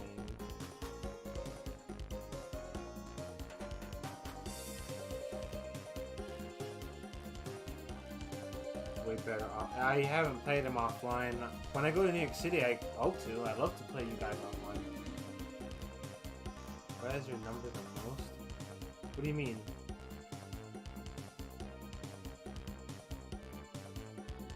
Oop, oop.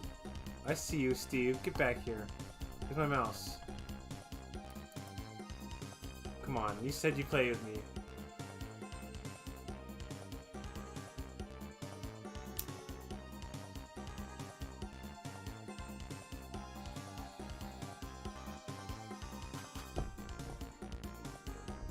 Like, who do I have trouble with? Like, I guess, let's see. I haven't fought Pezman in a while.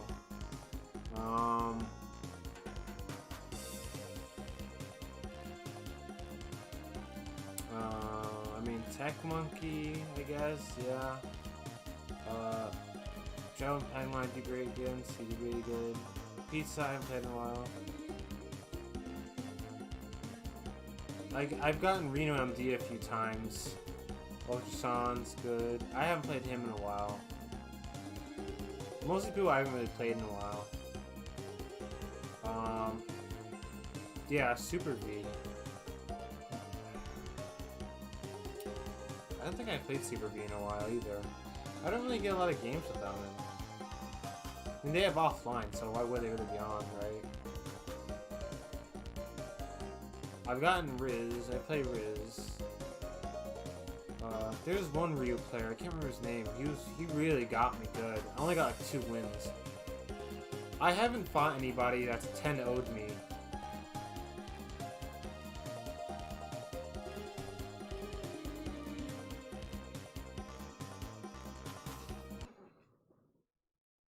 Man, I'd love to play Super V in person. I mean, I'd love to play all you guys in person, honestly.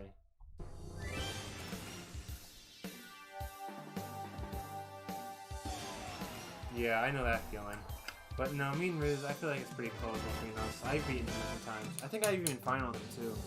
Most people I fought, I finaled. Like, pretty much everybody I've at least finaled once. And that's a fact. That's a Had0k3n fact. Nobody does final better than me. Humble brag.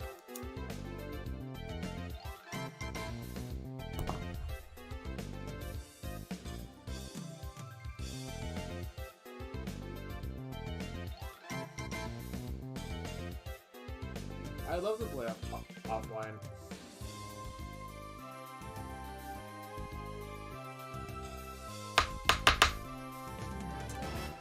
Like, I miss.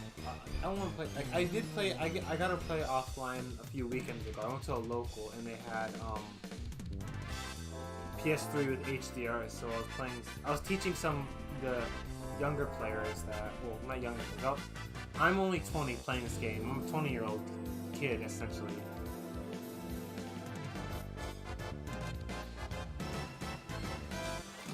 Oh, gross. When he was out of med school, I think.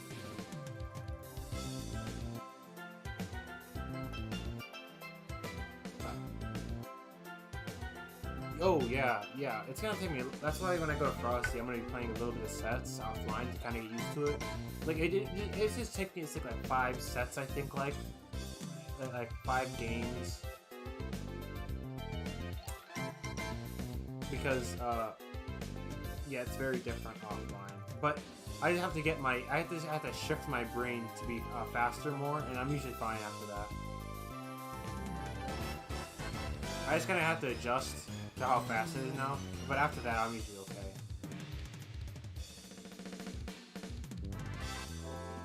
I've played on Cab before. I've played on Candy Cab. I played against.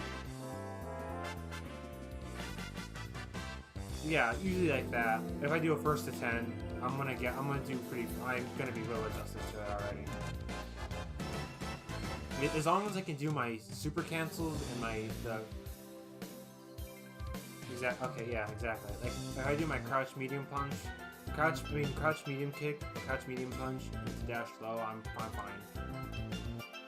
That's my favorite combo.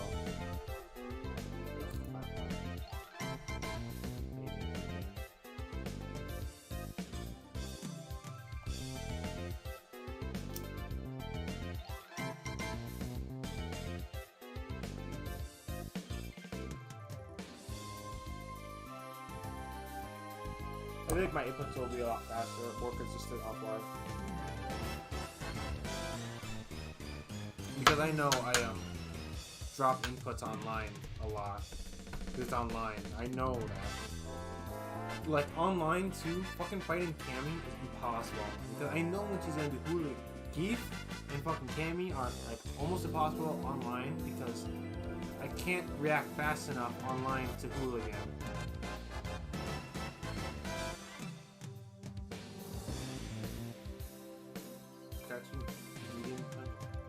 Oh, yes, that's good. That's a good one. I love that one. You have to always land crouching medium kick heavy though, correct? Or not heavy, medium, correct? Can this person play, please? Clock.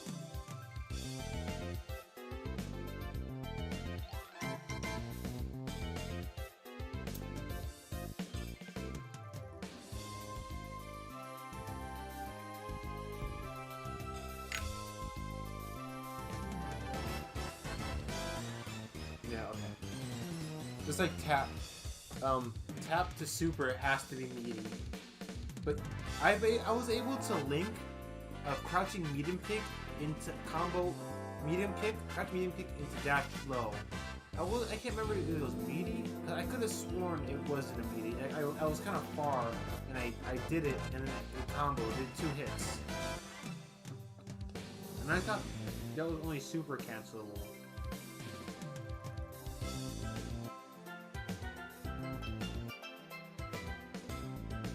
Because I've gotten crouching medium kick to super a few times.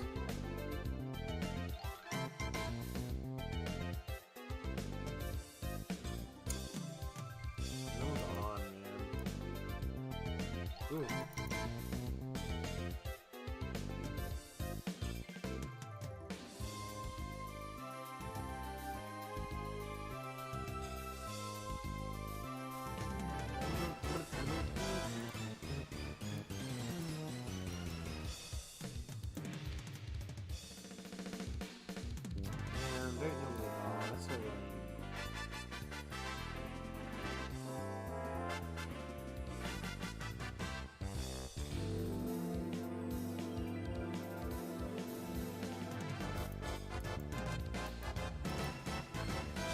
No, I can't do that. This is what I need. I don't consider myself a good boxer player because I can't do unblock, dash low into super because that is true block stream, and I can't do dash straight super or dash upper super. I need to hear the inputs or at least see them. That's all I need. I need to hear or see it. That's it.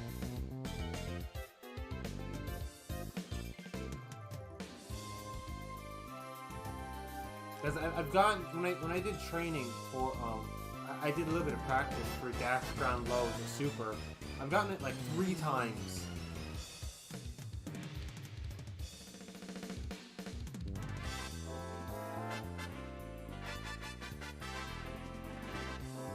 But if you're just referring to dash upper with super, I get that all the time. To like, get closer to punish Had0k3n, I do that all the time.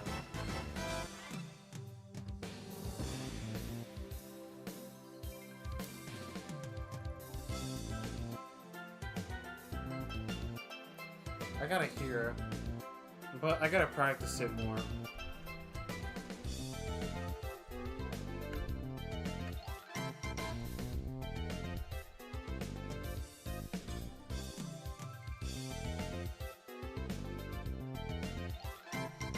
Exactly.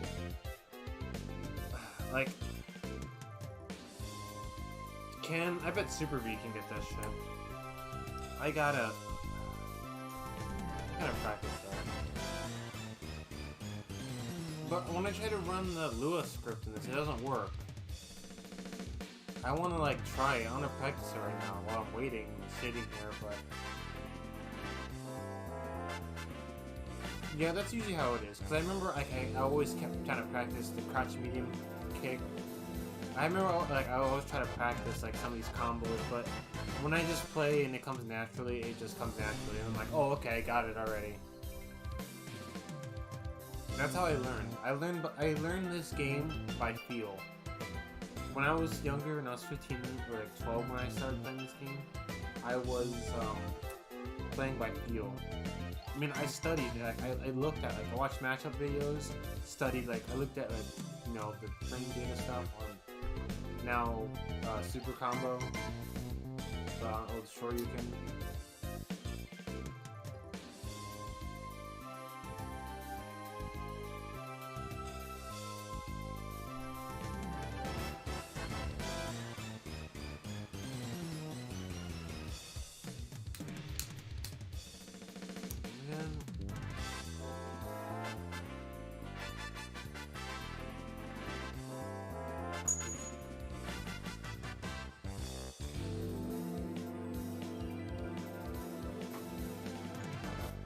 Oh, I found my papers! Yo, my papers! I found them. I'm on my way.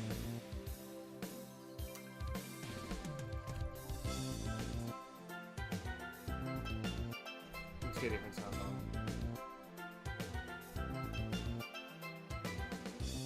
After it won't back to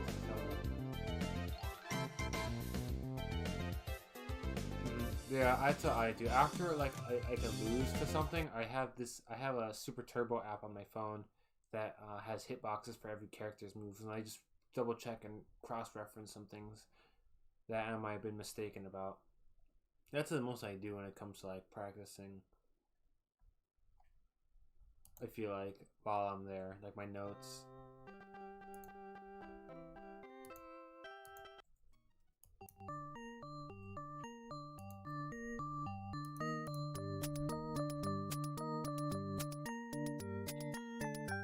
What's your favorite combo to do as boxer? There's a lot of combos I like to do. I like to do stand, medium punch, stand, medium kick, crouching medium punch into dash slow. Oh my god, that feels so good when you land that. Man, I can't tell you how good that feels. When you get stand medium punch, or when you get stand medium kick, oh, it's a whole different satisfying. Because you never really get to use that button, really.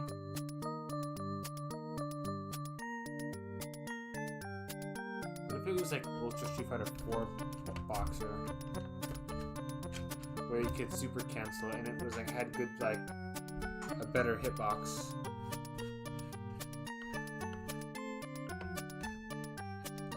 Well, the 1, 2, 3 combos are always are like the ones to go to.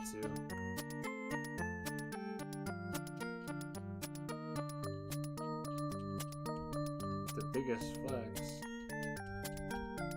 You know what's a bigger flex? A final. Okay, oh, I gotta ask you, Blaze Donuts, do you do a post KO flex sometimes in this game? Please say yes. I hope you do. When you pick boxing, because that's important.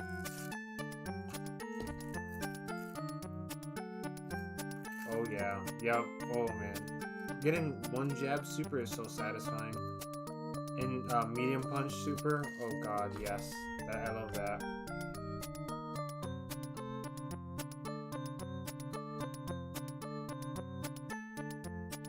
No. Okay. The post KO flex. I'll show you.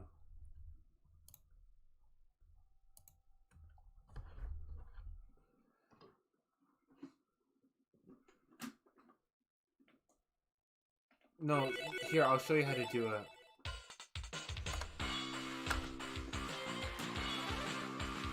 Watch. Oh, great. Fucking T-Hawk. For ranking, doesn't matter about... rounds matter. And the win-loss rate matters as well. Like, the each round matters.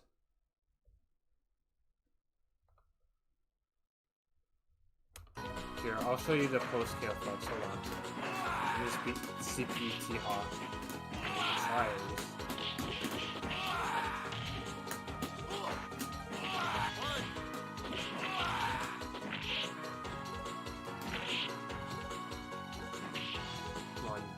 bastard.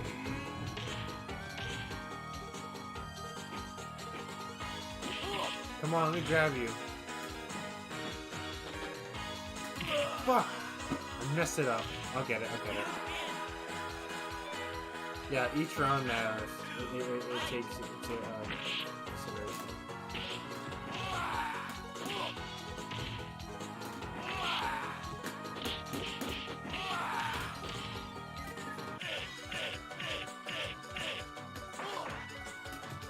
This right there, that right there. That's a post KO flex. You saw that? That right there is what I'm referring to. It's the characters that can do that are Boxer, Old Boxer, T-Hawk, Dalsim, and Nuken. Those are the characters that can do a post KO flex in this game. And it's the only way you can okay, yes, nice. Yeah, that's a post KO flex. It's for some reason you still have you have a 1 frame input to do something at the end of a grab. Like if it's a depending how if it's an instant reaction. Yeah, Nuken has infinite post KO flex. That's true. You're right about that. That one I want to do more. I got to work on that one. But like it's you have like a 1 frame window to just jump, but while you're in the air you still have more input to press a button too. So like you can do post KO flex, you can do float punch, you can do any attack actually. You could, I think you could, if you time it properly, you can even do like 1 teabag and that's it.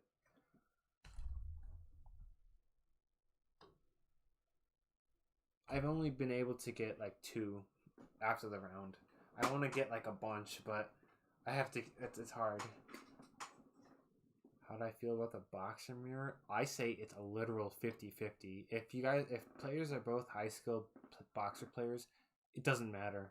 I feel like it's literally a 50-50 if you know exactly what you're doing. Crouch medium punch, bait headbutt, stand fear, safe jump, get super, you know, all that. Safe jump grab, you know.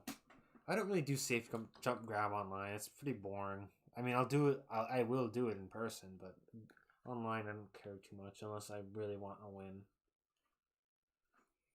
or I'm just like fucking around.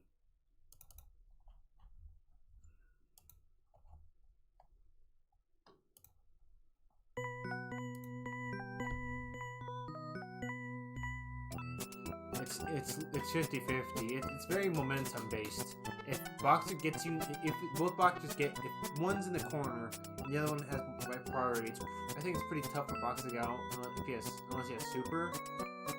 But it's more or less like timing things because dash ground low and stand isn't safe, because if you do dash ground low and stand fierce, and other boxer has super, you can punish the stand fierce.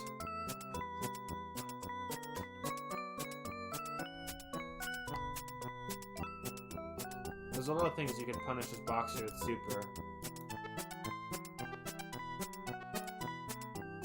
But I say it's a 50-50.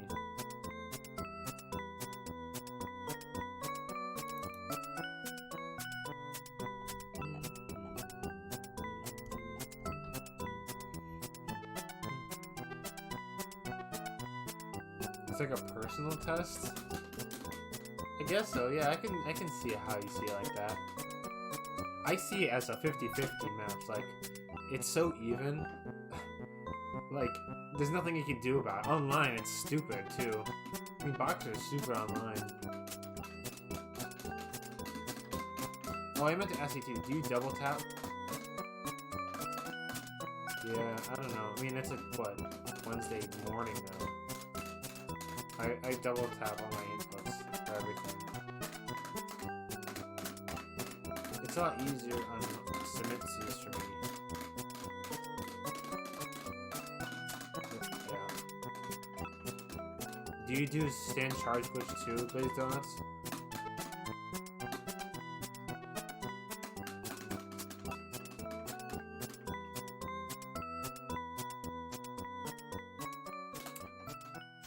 It's the same.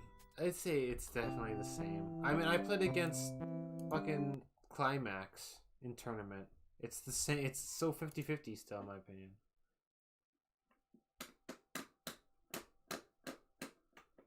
I think I got the habit from just playing on Ftc. Like, I usually like super like that. Oh, see you later, Airthrow. Thanks for coming out. Good games, man. I love seeing you play. I love always playing you, bro. Good stuff. But, yeah, I just think because it was a habit, because Ftc wouldn't get my inputs. So I just always just did that just in case, to just guarantee I get it. But nobody is on. Good games, bro. And I have to challenge people who are on fucking Wi-Fi. That's how desperate I am. What's that? Joint world.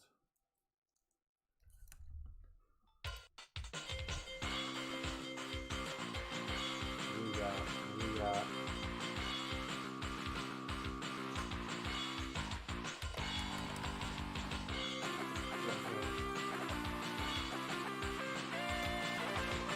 I don't know if I'm gonna be on much longer after this plays done. It's after this, probably first and 10. I'm probably gonna be in the stream. I'll be on tomorrow if you want to run some shots.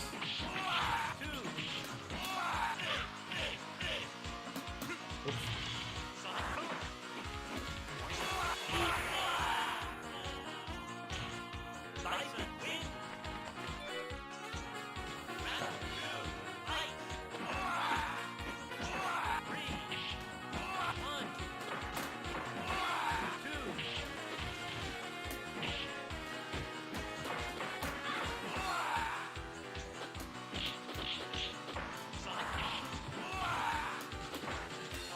Oh, come on.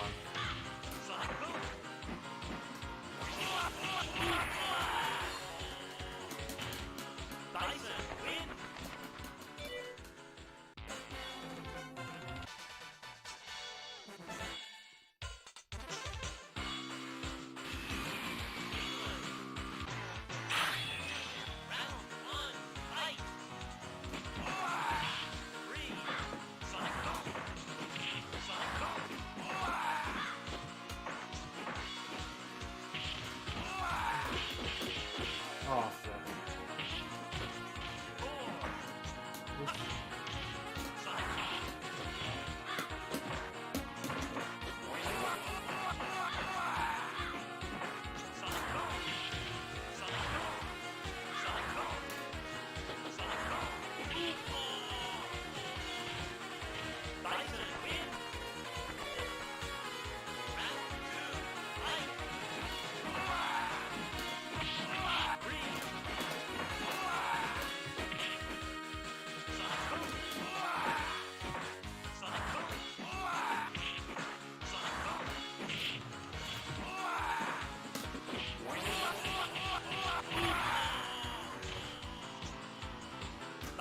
Like that?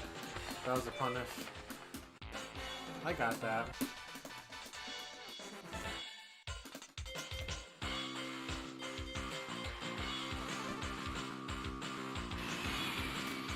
Oh. He climbed shit. Spike kick claws ain't the shit.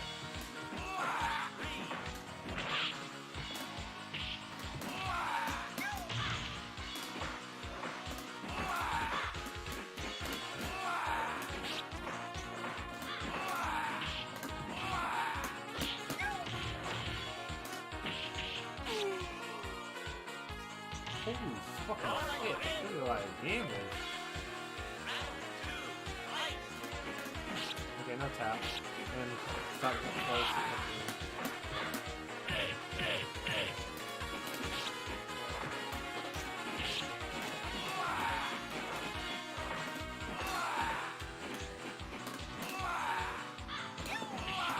Now watch this.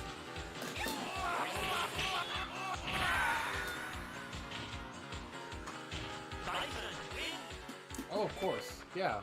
You have to.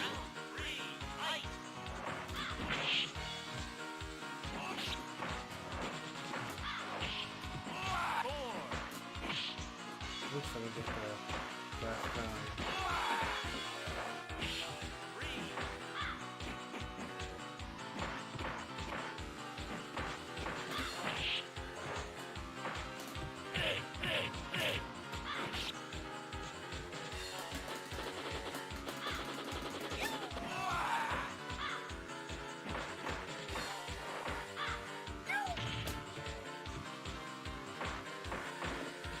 Lost it.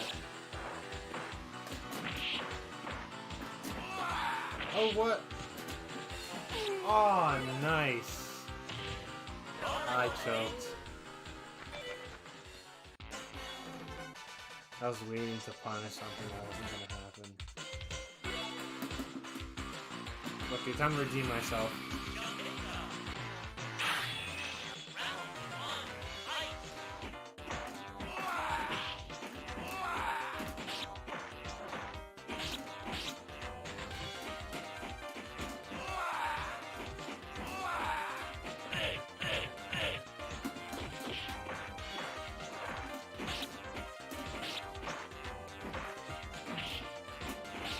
Oh.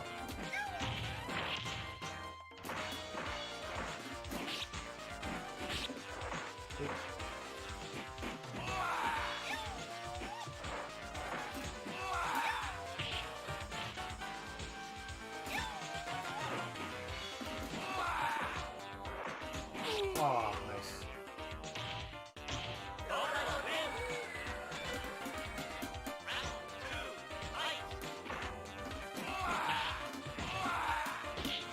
Oh. Stun. Nope.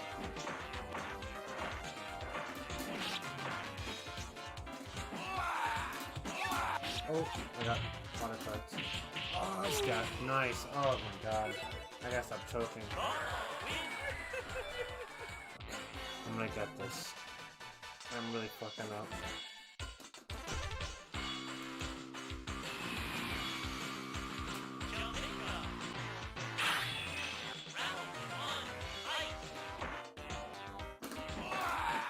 Nope, I didn't want headbutt there. Gotcha. Okay.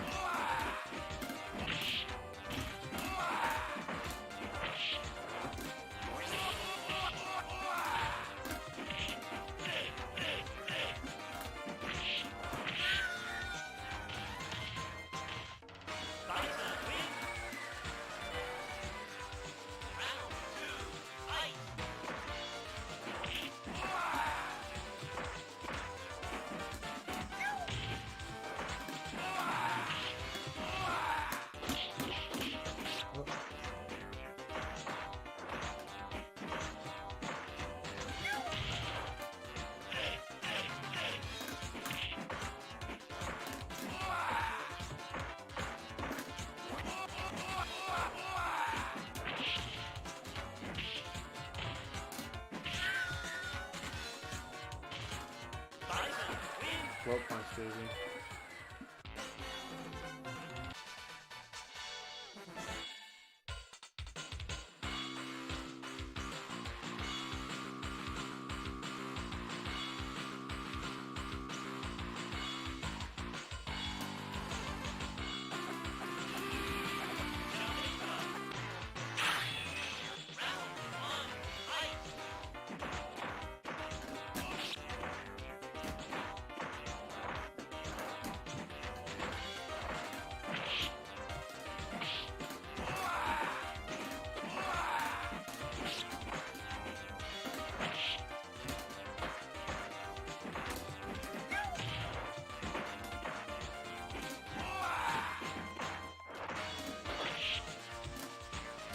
Oh.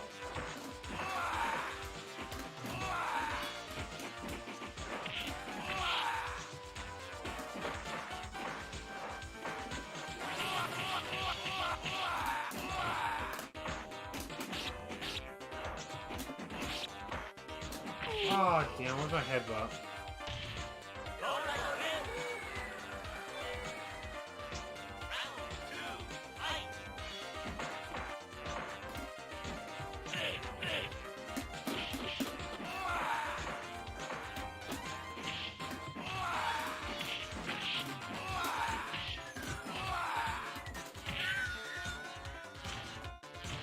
Like that? I just kind of did it right there.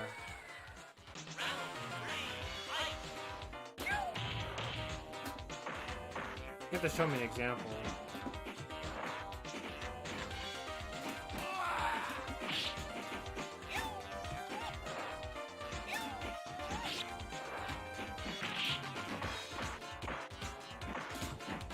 Oh.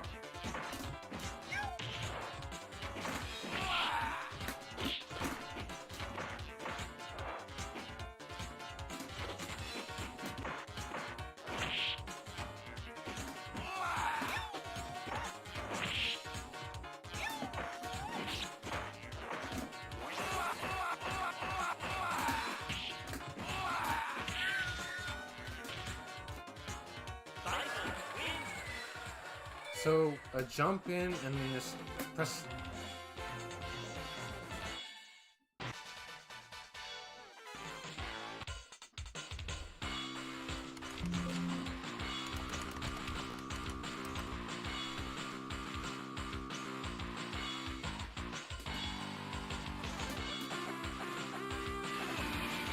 You play, okay, I was say he's playing like a CE play.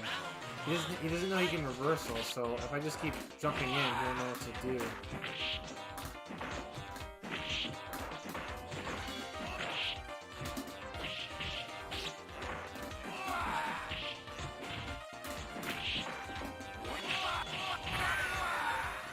I got him now. He exposed the secret.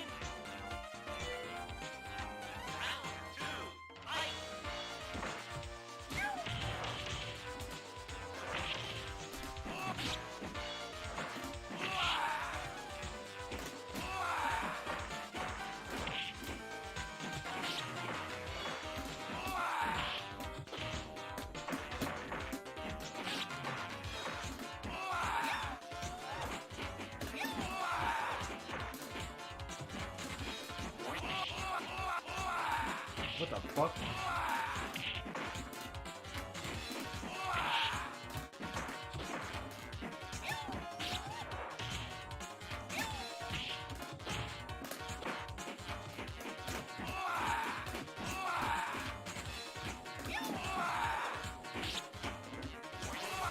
Oh, damn it.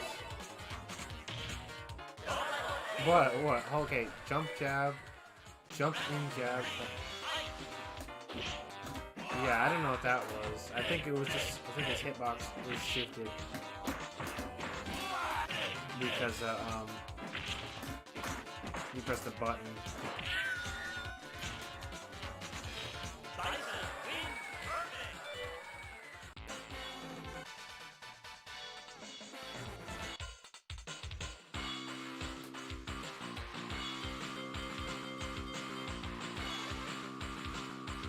Got it. So, okay, CE, Guile and Claw. How fitting.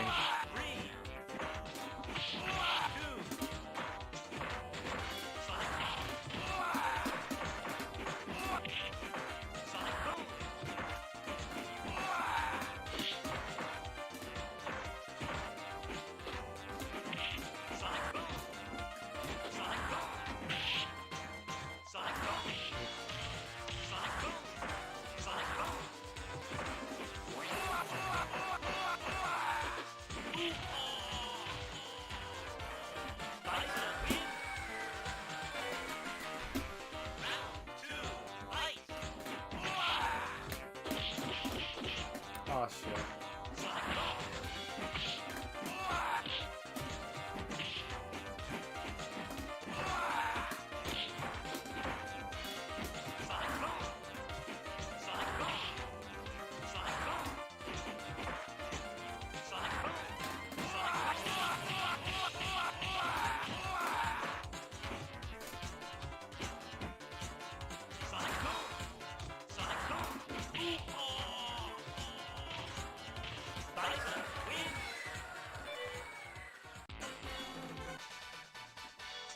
What a stupid hitbox.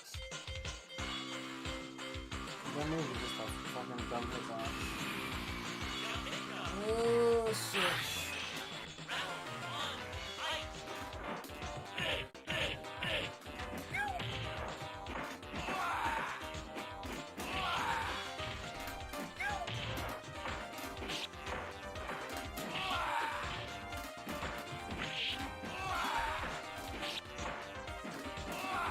Oh, come on. I want a headbutt, not super.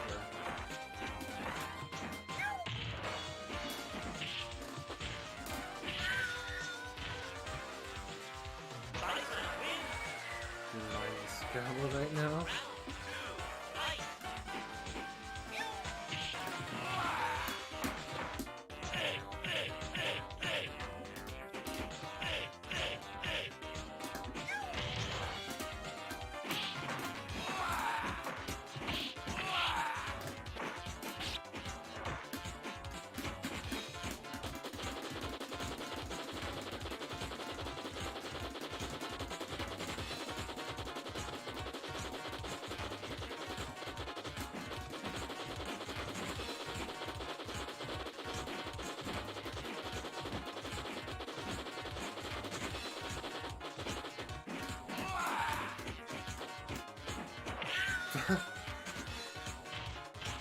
You see what I was doing? Please tell me you knew what I was doing like that.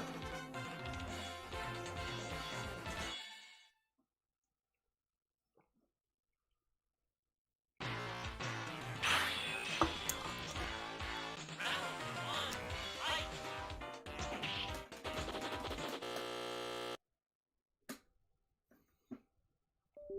Oh well.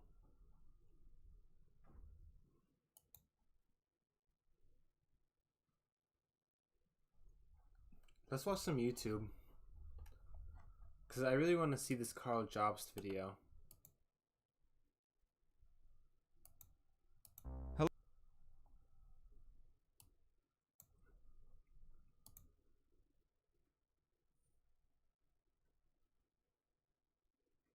He plays CE, so I don't think he knows how powerful dives are. Oh, this is my stick, but I don't know. I can't remember if I showed you, but this is right here. See, Buffalo FGC. Let me get a look at that. See.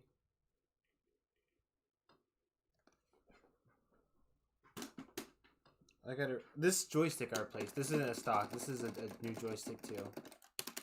But I broke my fucking Samitsu's broke, and I need Samitsu before Frosty.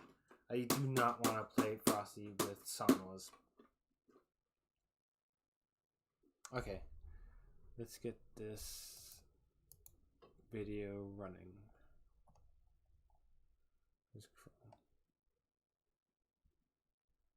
The stock parts were like bootleg. I think like it was like a bootleg Sanwa. Like these are stock buttons right here. These are the stock ones. I'll play it next to my mic. These are stock. These are Sanwa. But the stick is replaced, and these 6 ones are replaced. Because I don't ever really use these.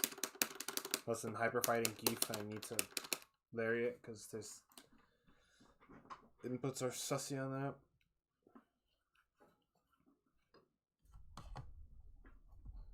Okay. Where's Chrome at? On here.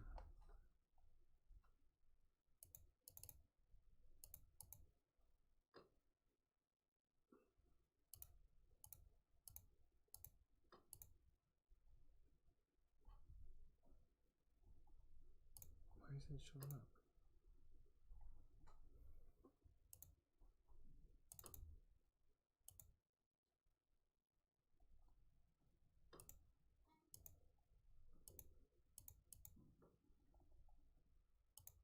There you go.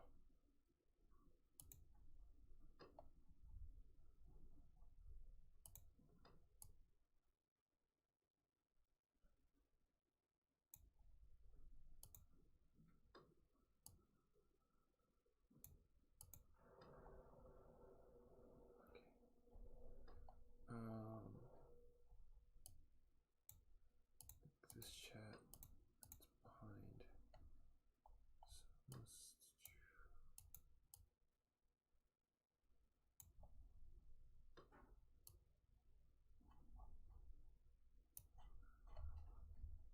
So I used to have a PS4 stick, but the wire on it broke, so it still works. I just gotta solder the connections together. But I don't have the stuff for that at the moment. But you played on pad for a while. I mean, I did too, but I don't think I can ever go back. But I gotta look at that stick though. I want to check it out. So let's see this video. Hello, you absolute legends. On August 24th, I released a video titled Exposing Fraud and Deception in the Retro Video Game Market. In that video, I outlined the unethical practices of two companies that lie at the center of the booming retro video game secondary market. In the past several years, the value of sealed retro video games has risen by several thousand%, leading many people, including myself, to estimate we are witnessing the formation of a brand new speculative bubble. The two companies responsible are Wada Games, a video game grading company, and Heritage Auctions. In my video, I outlined specifically how these two companies colluded to artificially and deceptively increase the perceived value of video games so they could both profit. I outlined how the heads of these companies abused their positions to directly manipulate the market, and not only that, but used their positions to personally gain. Finally, I exposed how this isn't the first time this has been done, I know. and the same person at the NFTs. very top of the hierarchy was directly involved with the retro gaming has it hurts for me now. It's the only thing I even collect for anymore. Is I used to do NES games, but those have risen exponentially. So I just stick to Atari 2600 games because those games rare are worthless. coin bubble that was manufactured in the 80s. So it's just kind of a fun thing to go for. I wasn't sure how you would all react. When I look at the situation, it seems fraught with shady and immoral practices, but it wasn't obvious if anyone else would connect with my message. However, it was immediately clear that almost everyone who watched the video agreed that this wasn't right. The evidence was so overwhelmingly clear that I could find very few people that even attempted to defend the actions of these companies. And those that did defend them were always within the retro video game market themselves and stood to gain from rising prices. Even video game journalists, those that had favorably reported on Wada and Heritage Auctions, seemed to agree that there was possible collusion between the two. The best attempt I saw at rationalizing the actions of these companies was, it isn't illegal, as if legality is the purest benchmark for ethical business practices. Well, in this video, we will put that defense to the test, because in my opinion, the actions of Wada Games and Heritage Auctions were illegal, and I'll explain exactly how in this video. In the past couple of months, more information surrounding the individuals responsible has surfaced, and I have to say, this new information hasn't improved the situation. The depth of their dishonesty is worse than I previously thought. Since my video, most of the parties have responded, and one thing is certainly clear: they do not care. Even with universal damnation, they deny any wrongdoing whatsoever. Today, I will spell out why their actions were wrong and why they were illegal. I will even have an actual lawyer weigh in on a few of these issues. I will share with you some shocking new revelations that make things even worse than we thought. And finally, we will take a look at some good things that have happened since my last video. I hope you enjoy. Now, legends, please join me in thanking this video.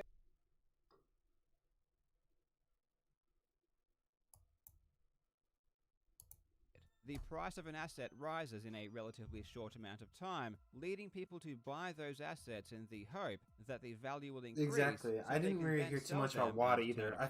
They're pretty recent, if I'm not the price mistaken. rises even further, creating a positive feedback loop. When the price inevitably stalls, everyone sells and the value crashes. But not before everyone who invested early has already made off with a ton of money. I explained how in the retro video game market, there are two institutions that lay at the very epicenter and stand to gain the most. The grading company, which in this case is Wada Games, and the auction house, which in this case is Heritage Auctions. Grading companies have existed for a while, most notably VGA, which was formed over a decade ago. But it wasn't until Wada Games was founded that the price of retro video games skyrocketed. Exactly. This is because Wada and Heritage colluded with one another to artificially inflate the perceived value. They achieved this through press releases, news articles, and TV appearances. In each case, deceptive and unethical marketing practices were used to make things appear more organic than they really were. we learned about the fractional share companies that were buying and trading games. We touched on Had0k3n as an example of a speculator masquerading as a video game collector in order to artificially inflate hype. I explained the practice of shill bidding and how Heritage Auctions has been accused of this practice in the past. We also uncovered how the heads of Wada Games were using the company for their own benefit, specifically Jeff Meyer, who graded and sold his own collection, despite the president of Wada, Dennis Khan, publicly stating this was disallowed. Finally, we explored the rare coin bubble of the 80s, and how Had0k3n, the chairman of Heritage Auctions and buyer of the Super Mario Bros. Kart that arguably sparked this entire new market, was directly involved. The response to this video from the public was overwhelming. Everyone seems to be in agreement that the way Wada and Heritage went about things was wrong. Even news outlets picked up on the story, and it was posted everywhere. Even the responses from collectors was mostly positive, and they agreed that more transparency was required, especially when it came to population reports, which to this day are still nowhere to be found. Many collectors disagreed, however, that we are currently in a bubble, and in their opinion, the value of games are only now getting to the level that they should have been years ago. In all fairness, when it comes to estimating the strength of a market, those that are experienced within that market are in a better position to do so. And from the conversations I've had with investors in this market, I believe that many of them really do genuinely think that video games are worth this much. And maybe they are. The metrics that make me suggest a bubble is forming is the speed at which these prices have increased and the deceptive way that new investors were brought in. In my opinion, you can't have such a dramatic shift in the value without ongoing consequences. And in this case, I do think the rapid rise in prices will lead to overvalued games. But at the end of the day, arguing about whether or not this is a bubble doesn't do any good, as ultimately only time can tell what the truth is.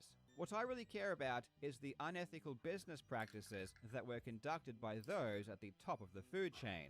And speaking of which, both Wada and Heritage did respond to my video. Unfortunately, the responses were underwhelming. Let's start with the statement given by Wada.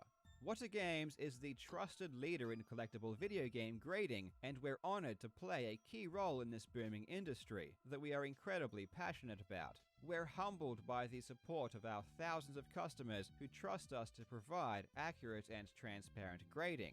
These claims in this video are completely baseless and defamatory, and it is unfortunate that Mr. Jobst did not contact us to give us the opportunity to correct him. That's ridiculous. Apparently, Oh despite my my nearly God. hour-long video containing mountains of evidence, sources, and justification, Wada believes my claims to be They're baseless. They also claim that I Ridiculous. never attempted to contact them, which is a lie.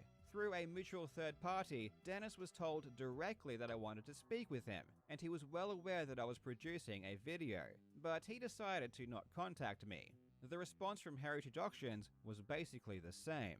Heritage Auctions wishes it had been given the opportunity to respond before the video's publication, because there are numerous misstatements of fact and inaccurate conclusions contained within the piece. Heritage strongly refutes any allegation that it or its officers are involved in shill bidding, market manipulation, or any similarly illegal or unethical practices. The common thread of these responses is that they refuse to comment on the blatant conflicts of interest that I brought up in my video. In a following press release, Heritage did go into more detail and actually admitted something that is truly shocking. They confirmed that Had0k3n was a stakeholder in Wada Games, which means he was a part owner. This admission surprised me, because it makes the situation far worse, as we will get into, and it's not something the public would ever find out if it wasn't disclosed. SEC filings confirm that Wada securities were offered and purchased, but don't show who these stakeholders are. We also heard from Jeff Meyer and Mark Haspel, which we will take a look at later in the video.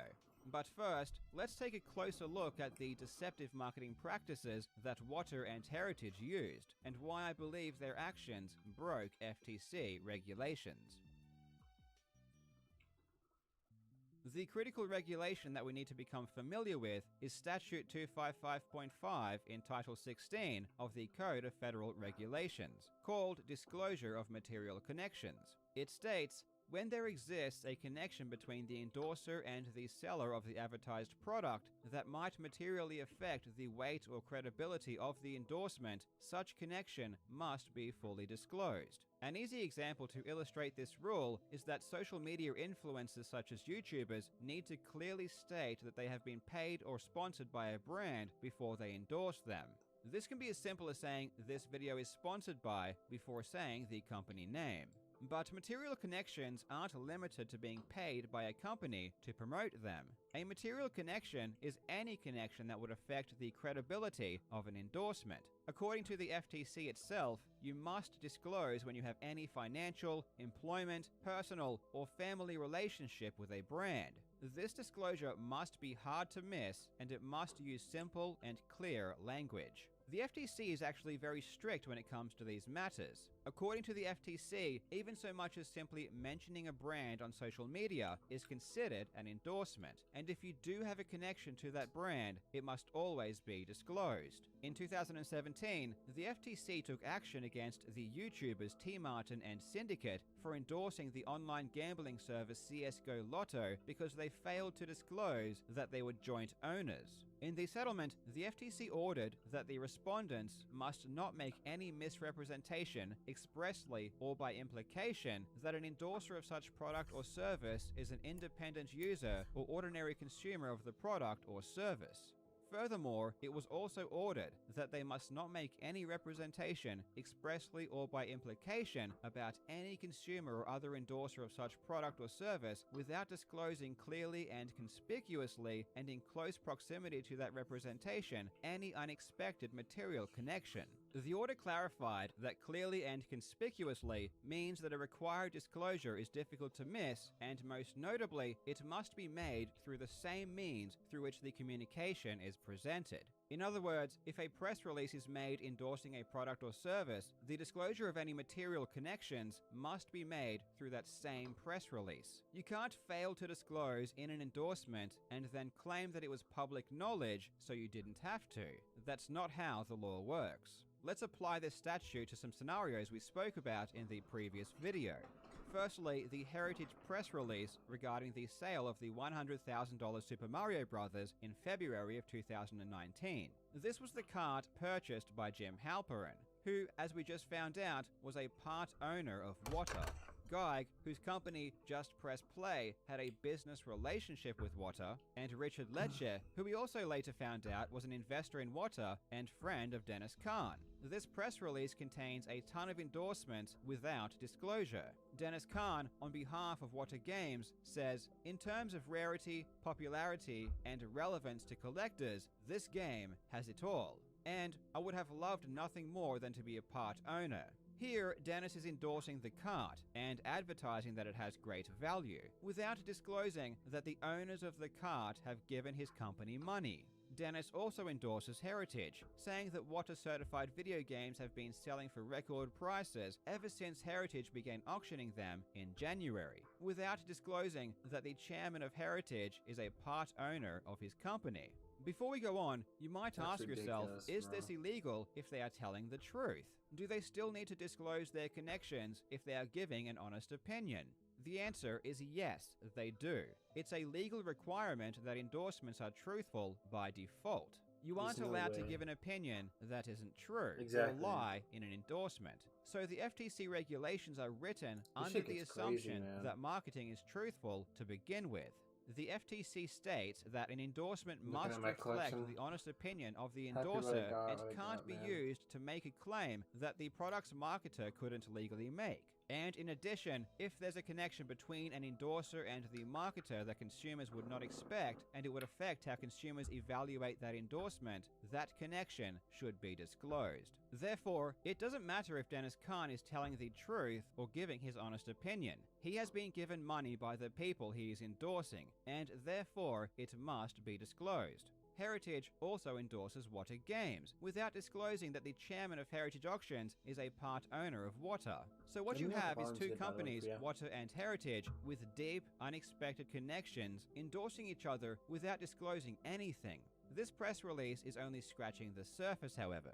10 days after the purchase of the Mario Kart, Ars Technica wrote an article titled, "Why is this copy of Super Mario Bros. Worth $100,000? In this article, Dennis Kahn states that this kart is the holy grail of collecting. He says that this kart is basically the most valuable video game kart in existence, with the only possible other contender being the original Zelda. Kahn compares this kart to that of Action Comics #1, which sold for $3.21 million in 2014, saying that he doesn't think those kinds of valuations are out of the question for the rarest, most desirable video games. And remember, this specific kart is the rarest of them all, according to Dennis Kahn. In essence, Kahn is implying that the value of this kart is in the millions. All of this without disclosing that the owners of that kart had given him money and owned part of his company. By the way, just as a side note, what are the odds that the seller of the comic book that is being used to bump up the price of this Super Mario Kart is connected to Wada Games? Because the seller, Darren Adams, was also a director of Wada Games. So you can see there are a lot of connections here that we haven't even explored. So here is how I believe this racket worked. Jim Halperin helped create Wada Games by investing into the company. He then used his auction house and his other connections to endorse Wada and increase its credibility. He basically made it the grading company by force, even though it had only just launched. Halperin, along with 2 others, buys the Super Mario Kart for $100,000. 10 days later, the president of Wada Games, Dennis Kahn, values the kart at millions of dollars. That's an increase in perceived value of several thousand% in 10 days. They then did the same thing on Pawn Stars, where Dennis said that the value of the game has no ceiling, and that he had heard of rejected offers of at least $300,000. Again, Dennis, using his position at Wada, is increasing the perceived value of the kart without disclosing to the public that the owners of that same kart have given him money. The conflict of interest here is incredible, and Dennis Kahn was fully aware of that conflict from the beginning. In the Heritage Auctions press release, Dennis stated, "I would have loved nothing more than to be a part owner. And even though this game was already certified, I didn't want the remote perception of any conflict of interest due to my position at Wada." So Dennis admits that his position in the company is a conflict of interest, and yet keeps private the fact that the buyers of the kart were indeed also part owners of the same company. Dennis would repeat this sentiment multiple times. In a New York Times article, he states that transparency is paramount and Wada employees were not allowed to have any games graded by the company or sell those that were. And at conventions, he would tell people that due to the conflict of interest, he couldn't buy or sell games. I remember, I think it was 2 years ago, I saw Dennis at one of the conventions. Okay. Hi to Dennis. Yeah, I listened to this episode. He said, "I want to show you something." I love this podcast. I said, "Okay." He wanted to show me the case they were using for the Game Boy games. Sure. And I said something offhand about popularity, and he said something about, I said, like, the price is going up, and he said something along the lines of, "Yeah, I mean, I wish I could, sell some of these." And I said offhandedly, I said, you can't? Because I just wasn't thinking. You weren't thinking about that. It was a convention. It was busy. We were walking around, and he looks at me and he goes, "No, of course I can't." He's like, "That would be, bad." And so obviously, if he couldn't, what I'm getting at is if he said he couldn't do it, that would obviously extend to other people in the upper. Yes, it wasn't just for employees; it was for everyone. His statement was for everyone involved. To you personally. Yeah, that's what he said to me personally, and that's so because he understood as a founder of the company and owner of the company that you can't an executive do that. you can't cannot do insider trading. So to speak. So Dennis was aware of that, and I mean made that very clear to me, that day. And like I said, that's an obvious thing. That's not something that should be explained to anyone. But like I said, it was busy, and I wasn't thinking. So he was like, "Yeah, I can't do that." So that does mean obviously anyone else. It's clear that Dennis knew that it was a huge conflict of interest for people within Wada Games to buy, sell, and grade games. And yet, not only did he hide the fact that his directors and co-owners were doing this, but he promoted their carts and helped them profit. In essence, it was all a lie. Dennis didn't really care about the conflicts of interest. He just wanted people to not ask questions. He wanted to fool people into thinking that, of course, Luigi nothing statue shady isn't could real. possibly be going That's a on Mario behind movie. closed doors. The owners of Wada were using the company as their personal tool to profit from the sale of games while Dennis covered it up. And there is no better example than Wada's own chief advisor, Mark Haspel. In my previous video, I spoke briefly about Mark Haspel, the chief advisor of Wada Games, and how he was intentionally going around buying up games. Specifically, he was buying the kinds of games that ended up rising in value the most. It looked like he already knew where the market was heading, and his position in Wada made those actions very suspicious. Though at the time, there was no concrete evidence of any wrongdoing. However, on September 1st, journalist Seth Abramson released a bombshell article showing that not only was Mark Haspel grading games, but he was running an entire side business selling them. Abramson discovered this after purchasing some Atari games, which showed Mark Haspel as the sender. Abramson had also been investigating the Wada heritage collusion and recognized the name. If it wasn't bad enough that the chief advisor was Oh my breaking company God. rules by grading and selling games, it turns out that Mark isn't just the chief advisor, but he's also an investor in Wada Games. After being exposed, Yeah, it's Mark not went to at that time Facebook to disclosed. respond, and his response is hilarious. Mark threw his hands up in the air and acted as if he had no involvement in the company. He claimed that he was only a passive investor, and that he had no oversight or made any management decisions. So even though Wada Games was plastering Mark on their website as the chief advisor, and even though Mark traveled with Wada president Dennis Kahn to conventions promoting the company, and even though Mark was listed as a founder of Wada Games, and even though Mark appeared in promotional Exactly. It looks videos so weird. alongside These aren't Dennis, game- when he these gets aren't caught game running a collectors. These are business selling Wada investors. Games, he It acts just as if looks he's weird, not you're a part right. of the company. But Good Mark's point. apparent lies get exposed even further by Heritage Auctions. In an old school magazine article promoting the sale of Wada Games at Heritage Auctions, Heritage Vice President Barry Sandoval says something very interesting. He states, "We toyed a little bit with the idea of selling video games, but what sold us is that one of Wada's principals, Mark Haspel, used to be with CGC. That he was involved made us take it Yep, seriously." exactly. So on Just one another hand, investment Heritage Auctions from is saying that the reason they totally, partnered like, with ruining Wada the market Games in like the they did first with the place was coins. because of Mark Haspel. But on the other hand, Mark Haspel is saying that he doesn't even have any oversight at Wada and isn't involved with their operations. It seems as if one of these parties is lying. In my opinion, they are both lying. As I spoke about in my last video, it made no sense that Heritage would partner with Wada before Wada had even launched. VGA had been grading video games for 10 years, so that would have been the logical choice. Instead, Heritage made a deal with a brand new grading company with no credibility. Knowing what we know now, it makes perfect sense, because the chairman of Heritage Auctions, Jim Halperin, was an investor in Wada. He had a personal, vested interest in Wada Games. Mark Haspel was just an excuse Heritage used to explain the relationship, in order to hide the fact that Halperin was a part owner of Wada, and this is likely the true reason that the relationship existed. Mark Haspel, just like Heritage and Wada, believes there is nothing wrong with the founder and chief advisor of Wada running an entire business grading and selling Wada games, which is ironically in contrast to Dennis Kahn's own statement that this is a conflict of interest. A common thread you'll find is that everyone involved refuses to admit that basic ethics are important, even though everyone else in the public seems to universally agree that these lies and deceptive practices are wrong.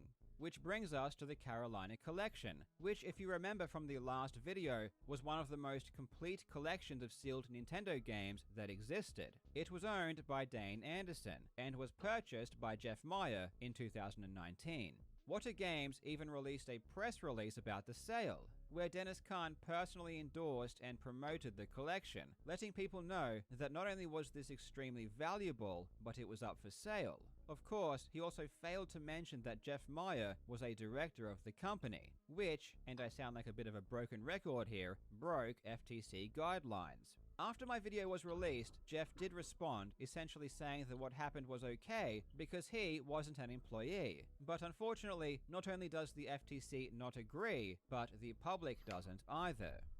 Surely one of these people have talked about this, right? Jeff Meyer. He has a YouTube channel, right? Surely he's talked about this. I really want to hear what they have to say. Because this seems pretty ironclad. Someone said that Wada Games is going after Carl for this video. Carl is always getting targeted by the weirdest people. Like fucking Billy Mitchell. And now Wada Games. Jeff Meyer's statement. No one... Here, I'll put it on the screen. Oh, actually, this is dangerous. This is Twitter. Might see the Council of Cock. Jeff Meyer's statement. No one at GoCollect, myself included, was consulted on any of this content. The allegations against me and GoCollect are untrue. I was never employed by Wada. I held a board position because I was a late-stage investor in the company, and I resigned from my board position in January 2020. I would welcome a live stream interview with Carl Jobst. And then Carl responds, my point here seems to be missed. I never called Jeff Meyer an employee. My point is that being a director is worse than being an employee because you have stake, control, and ownership of the company, which was never disclosed to the public. Yeah, I mean, that sounds like so irrefutable. Like, how do you even go against that? Because he was an active director of the company. Like, it's like, what do you even say? Like, no, fuck you, your dick's small, you're wrong. Like, what do you do? Like, you can't do anything. Jeff, just like the other previous owners and higher-ups at Wada, don't seem to understand or care about the obvious conflicts of interest. It makes it hard to believe there isn't something shady going on behind closed doors when the things the public can literally see themselves are provably deceptive. Now, the reason I say previous owners is because in July, Wada was purchased by Collectors Universe, which I will briefly discuss at the end of the video. Jeff also responded to my claim that he shut down the database Nintendo Age after purchasing it. His response was kind of bizarre though. Either he doesn't understand or remember what Nintendo Age was, or he is simply lying. Jeff states, I did not voluntarily shut down Nintendo Age, and it was a forum, not a price guide. The Nintendo Age forums were never taken away, nor were any of the forum's information or discussions. He is correct in saying that the forums were never taken away, as they were moved to his website, GoCollect. But Nintendo Age wasn't a forum. Nintendo Age had a forum, but his description of Nintendo Age as a forum makes about as much sense as saying speedrun.com is a forum just because it has one. Nintendo Age was first and foremost a database, and its role as a database was always its primary function. You can see on the old website that the forum was merely a tiny section. The majority of the website contained information on every single Nintendo console and every game you could imagine. It was collated and created by passionate collectors over many years, and they sunk countless hours into building it. If you wanted to know information about any game, including its rarity, cost, variation, and much more, this is where you would go. This database is gone. It no longer exists on the internet except for the limited pages you can retrieve through the Wayback Machine. I find it impossible to believe that Jeff doesn't know what he bought, so my instinct is to believe that he is intentionally being deceptive about what Nintendo Age was. And it wasn't just Nintendo Age either. Jeff also bought Sega Age and PlayStation Age. Again, they were databases full of information about games. Everything is gone. Claiming that these websites were just a forum is insane, and is so obviously proven to be a lie, it's astonishing that it was said at all.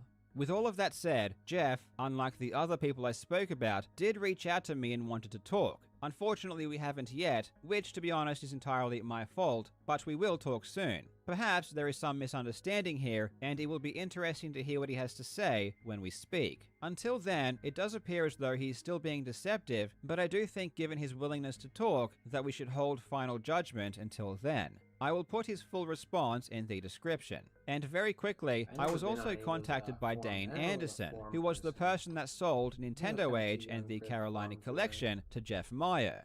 Through our conversation, it really does seem like Dane, if anything, was a victim himself. He was no longer a part of Wada when the transaction occurred, and as far as he was concerned, the websites were to remain online and functional. He didn't know they would go offline, and he advised me that he wouldn't have sold it if he knew this beforehand.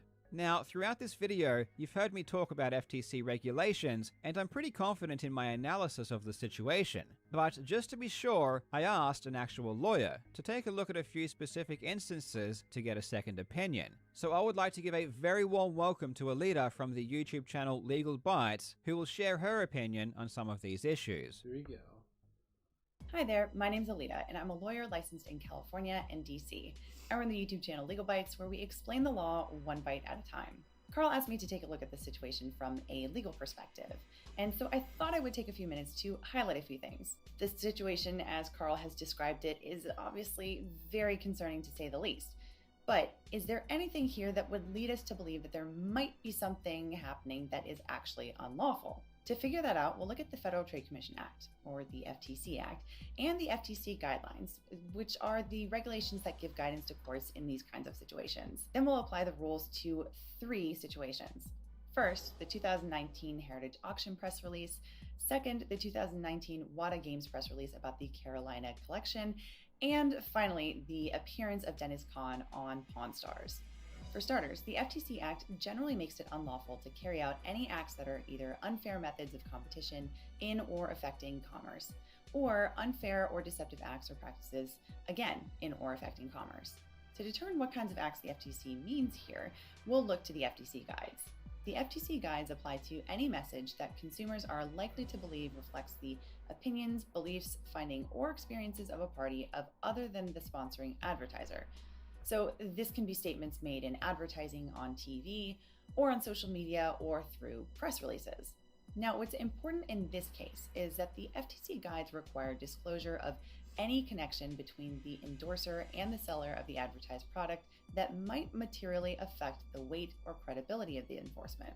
Another way of putting this is, the FTC says that if there's some kind of connection between the person selling a product and a person endorsing a product, the presence of 2 things would require them to tell the public about their connection.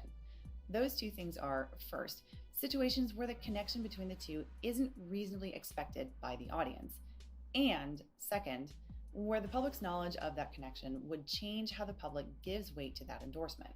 For example, it's pretty common nowadays to see influencers reviewing certain products and then linking to those products on their platform so that viewers can go and buy them. According to FTC guidelines, if those influencers are getting paid for those reviews in any way, through affiliate marketing or through free products, they have to let the viewer know in that particular product review.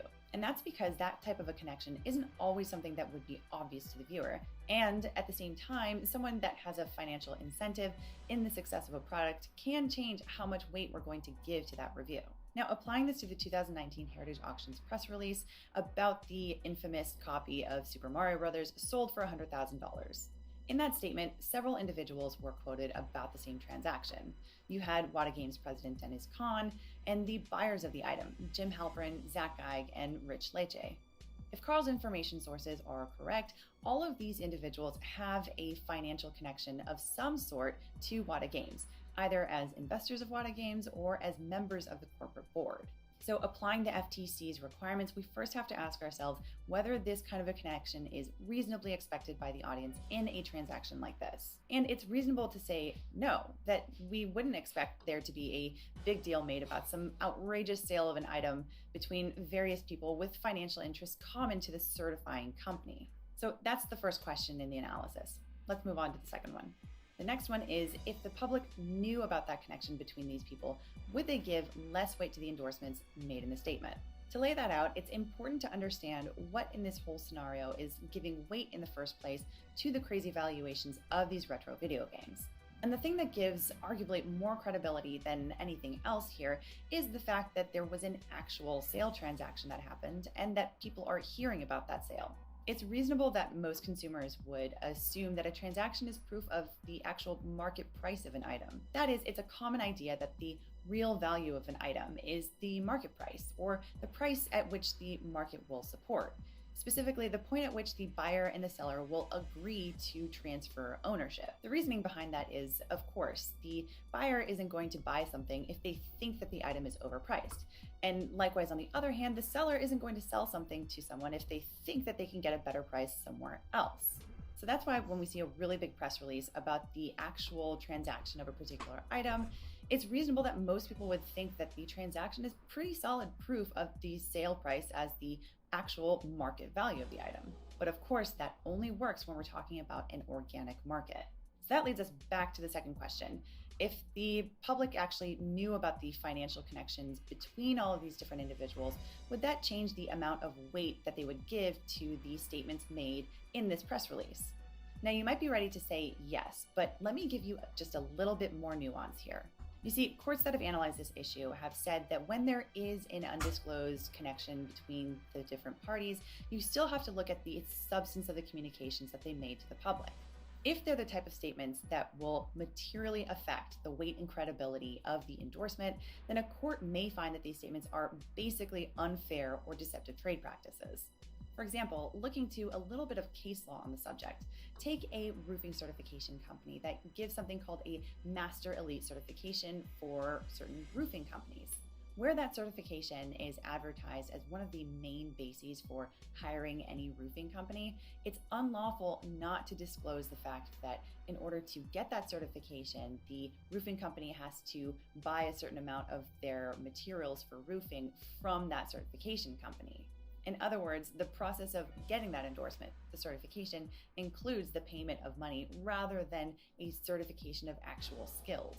And that's because without that disclosure, the public would never know that a Master Elite certification means almost nothing about the actual skills of the roofing company. It just means that the roofing company bought a bunch of their roofing materials from the certification company. Now, it's important to note that courts don't treat all statements in this way. They do distinguish between statements like the Master Elite certification is important for hiring a roofing company and other statements that the courts would call mere puffery. Courts will say that mere puffery statements are more of opinion, they're subjective in nature, and they can't really be proven false because they're really just exaggerations that are reasonably expected to a certain extent of a seller as to the degree or quality of his or her product. Looking back at the roofing company example, statements by the certification company that the Master Elite roofing companies are professional and dependable can't really be proven or disproven. They're kind of just typical sales talk. And because a reasonable consumer can usually tell that mere puffery statements are really just sales, those kind of statements generally are not going to be actionable, even when there's a financial connection that's not disclosed to the public. So in this case with Wada Games, and particularly with the Heritage Auctions press release, we need to figure out if the statements made here are just mere puffery or if they're the kind of statements that materially affect the weight and credibility of the endorsement. Some statements in the press release just are general projections, saying that they think the future of the retro video game market is likely to shoot forward. Because most reasonable consumers understand that no one can really predict the future, a court would likely look at most of those statements and say that those are probably mere puffery. However, this starts to skirt the edge here when we look at the statement by Khan, where he says Wada certified video games have been selling for record prices ever since Heritage began auctioning them in January. While many video games sell regularly for 5 figures, breaking the 6-figure mark shows that the hobby's upward trajectory indicates no signs of slowing down. This statement about what this particular transaction means for the overall industry is arguably very misleading to the public, who doesn't have knowledge about any other particular financial incentives between the parties to make this transaction. And because it's coupled with an actual transaction here, I don't know that a court would find that this is a statement of just mere puffery. That in turn means that a court could likely find that this kind of a statement violates the FTC rules. But with all that said, there's another statement in the press release that, in my opinion, does even more for this analysis, and that's one that was made by one of the buyers, Geig. In the press release, he said that a copy of Super Mario Bros. Was the equivalent to the extremely valuable comic book, Action Comics #1. He then went on to say, "This is first appearance of Superman of video games. We all knew how hard it is to find an open copy of this version in nice condition, but to find one still sealed is truly something I thought I would never see, even after seeing vintage video games for over 20 years. So not only is this statement describing why he has experience in these kind of matters and in this kind of an industry, he's also describing why he ultimately decided to fork over the large amount of money to buy this item. And the factors that he described were ones that any retro video game collector would likely be looking for in making a similar purchase.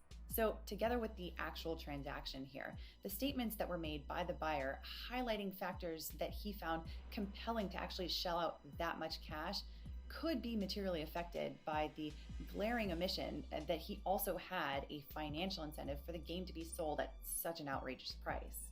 So to answer that second question then, would the public's knowledge of the financial connection between these different parties affect the weight and credibility that they would give to this endorsement? Personally, I think that in this case, there is a decent argument to say yes. And if a court were to agree with that analysis, they would likely find that the parties involved here violated the FTC rules for unfair or deceptive trade practices. So then let's turn to the 2019 Wada Games press release for the Carolina collection. First, just like in the Heritage Auctions press release, assuming that Carl's information is correct, there appears to be an undisclosed financial relationship between the different parties here, Wada Games, Dane Anderson, and Jeff Meyer. All of the analysis from the previous example would apply here because this is a very similar situation where we have a press release about a particular sale transaction that occurred. The only real difference here is that the press release says that the sale of the Carolina collection was for an undisclosed amount. That said, the insinuation here is that the sale was for a very large amount, large enough that they are willing to create an entire category of labeling just for this Carolina collection. The extra labeling for these items gives them a special designation so that people can track its provenance like a historical piece of art. So let's look at the two questions in the analysis again. First, would a reasonable consumer expect for there to be a financial connection between Wada Games, the certification company, and the buyer and the seller? Given the analysis from the previous example, I think that the answer is probably not. Then there's a second question. If the public actually knew about the financial connection between these different parties, would that change the amount of weight and credibility that they gave to this particular press release? Now, remember that statements of mere puffery aren't enough to qualify for this part. So any subjective or opinionated statements like general projections of the market in the future probably would be less likely to be actionable. But the statements about why the Carolina collection is so special start to sound a little bit like the Master Elite Roofing certification from the hypothetical I gave earlier. That is, the Carolina collection labeling is marketed in this press release as a potentially important basis for future collections to spend money on these items above retro video games that are certified by Wada outside of this collection that are otherwise exactly the same. Looking at the press release, some of the reasons that they give for this are the uniqueness of the collection, the detail of the overall archive, as well as Dane Anderson's impact on the community, video game collecting, and his documentation of video game history. So all of these are statements that sell to the average consumer why this collection is particularly unique and valuable. And it at the very least implies that a game that's coming out of this particular collection is much more valuable than a similar game that has all of the same features and attributes that just doesn't happen to be in this collection. So this is actually very similar to the Master Elite Roofing certification situation because you have a special designation that's given by a certification company without any disclosure of other reasons why that certification may have been given aside from the actual value of those items. So to me, this seems like this would be a situation where public knowledge of that financial connection between the parties would really affect the weight and credibility that they would give to the endorsements made in this press release. So similar to the Heritage Auctions press release, assuming that a court agrees with this analysis, the press release might actually give these individuals exposure to liability. Now, finally, what about the Pawn Stars episode? If there is an undisclosed financial connection between Wada Games and Pawn Stars, we would be looking for some kind of a statement endorsing the product. But in this particular case, I think it actually would be a little bit more difficult to say that the guys at Pawn Stars are opening themselves up to liability here. At most, it appears that what they're doing here is highlighting Wada Games as an authority in this space. But importantly, the Pawn Stars guys don't make any representations that they are well informed in the area of retro video games themselves. To the contrary, the whole reason that they bring Dennis Kahn from Wada Games is because the Pawn Star guys say that they really don't know enough about the market to be able to adequately evaluate the item themselves. So they say that they look to the labeling on the game, do some basic research about Wada Games, and conclude that Wada is probably a good enough authority to turn to figure out the proper estimate of the item. All of this seems like basically what any reasonable consumer would do. There's nothing here that jumps out at me as an overt endorsement of the item, although they do give Wada a certain sense of legitimacy and credibility by bringing Kahn onto the show. So in the case of the Pawn Stars episode, I would say that the Pawn Stars guys are actually less likely to be exposed to liability here. But as one last bit of detail here, if we turn our attention to the seller who actually brought the item in the first place, the same might not be true for him.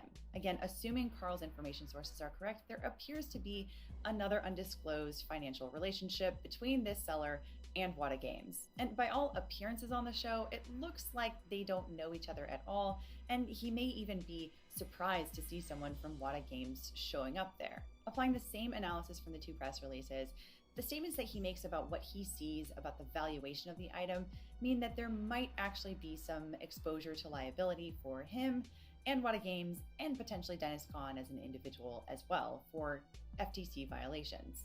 So those are all my thoughts in the situation. Thanks so much to Carl for including me in this project. I think we can confidently say that Heritage, Wada, and its owners broke FTC regulations. But at the end of the day, that's only half of the story. The real issue is the conflicts of interest. The deceptive and unlawful marketing is just a symptom of an underlying disease that seems to be prevalent in these companies. And unfortunately, things probably won't improve anytime soon. In July, Wada Games was purchased by Collectors Universe, which owns grading companies for coins, trading cards, and now video games. But not only that, in July it also purchased Golden Auctions, which sells trading cards and now video games. Okay, this is Future Carl, and technically what I'm saying here is not correct. Collectors Universe did not buy Golden Auctions. Golden Auctions was purchased by the company that owned Collectors Universe. It won't change anything I'm about to say, but it's more accurate. So you have the same company that owns both the grading companies and the auction house they are sold through. If you thought Heritage Auctions and Wada were colluding before, this is taking things to the next level. They are now literally owned by the same entity. So if the price of games or other collectibles go up, they make money both through the grading companies and the auction house through which they are sold. The obvious conflict of interest again arises, because if games are graded higher, they sell for more. Therefore, there is a direct profit incentive for overgrading games. Does this mean it will definitely happen? Not necessarily, but in my opinion, if you open the door for fraud, it eventually accepts the invitation and creeps in. On a more positive note, the public reaction to my first video seems to have created some positive change. Since its release, both Wada and VGA have made statements advising that they will begin to release population reports shortly. Hello, it's Future Carl again. Literally today, Wada released some data on NES games. It's really incomplete, but at least something is starting to come out. Okay, The that's pushback cool. from the public against Something their at least, deceptive I guess. practices does seem to have some kind of effect, even if it is slow. Oh, The artist word codes. seems to be getting out that I think people that's will the no last longer release NES tolerate game it. in North It America. really seems as though more and more people are Yeah, becoming yeah, aware yes, of what the that people too. in control are doing. On September 19, a sealed copy of Sonic the Hedgehog was sold through Golden Auctions for $430,000. The creator of Sonic, Yuji Naka, retweeted the sale asking if it was a scam, and the responses from the public were hilarious. Even gaming journalists picked up the story. And what's great is that in these articles they reference my video calling out the unethical practices of Wada. These days, you can't mention Wada without having to call attention to its shady past, and Wada only has itself to blame. This Sonic sale is also another perfect example of how the Wada rating system is completely broken.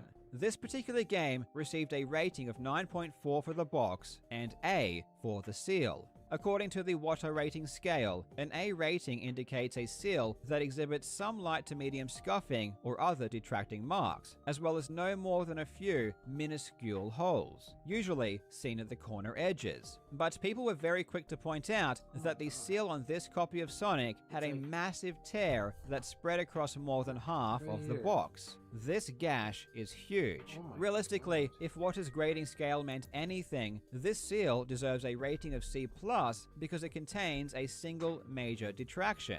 Imagine paying $430,000 for a game that's supposed to have an A rating, but when you get it, it contains a massive hole in the seal. At the end of the day, the hole doesn't even matter. People aren't buying the game, they are buying the fact that Wada says it's a 9.4 A, and the reality of the actual condition of the product is completely meaningless. There is no better example than Super Mario 64. The original sale of $1.5 million for a Super Mario 64 was what made me investigate this market to begin with, and it only seems fitting that I end on this note. Alongside Sonic, Golden Auctions also auctioned a 9.8 A++ Super Mario 64. the exact same game and rating that Heritage sold for $1.5 million back in July. This time it sold for $799,000, half of the price just 2 months earlier. But the far more interesting sale to me was another Super Mario 64, only this one was graded by VGA. It was a mint 95, which collectors would generally consider to be as good, if not better quality, than a 9.8 A++ Wada graded game. This one sold for $240,000. Wow. So despite the condition of the game being comparable, if not better, it only sold for a fraction of the cost. It's blatantly obvious that people aren't spending so much money because they want the game, they are simply buying the rating. Jim Halperin and Dennis Kahn executed their plan perfectly, and it worked. Wada is king, and the people involved are much richer than they were before. But in saying that, not every collector in this market is evil, nor do they behave like the owners of Wada. I've spoken with collectors, and as I said at the beginning of the video, they generally agree that many of the things that were done weren't ethical. If rich people want to spend hundreds of thousands or even millions of dollars on video games, so be it. But don't lie to the public. Don't deceive or trick people. I think we can all agree on that. And even if the current video game market isn't a scam and these games really are worth that much, the way it was created was wrong and some responsibility needs to be taken. A big thank you to Alita from Legal Bytes for sharing her expertise. Please show your support by subscribing to her YouTube channel. I will link it in the description. As always, thank you so much for watching, you legends. I hope you are having a fantastic day, and I will see you in the next video. Wow. I saw it in one sitting. Nice. Yeah, wow. So that was a really interesting video and insightful from Carl Jobs. Another awesome video. Man, but like seeing those game prices going down from $1 million, that reminds you that the Spider-Man Atari 2600, I think that sold for a lot. And then like that's like nothing. It's like super common and it's like not even like worth like anything at all.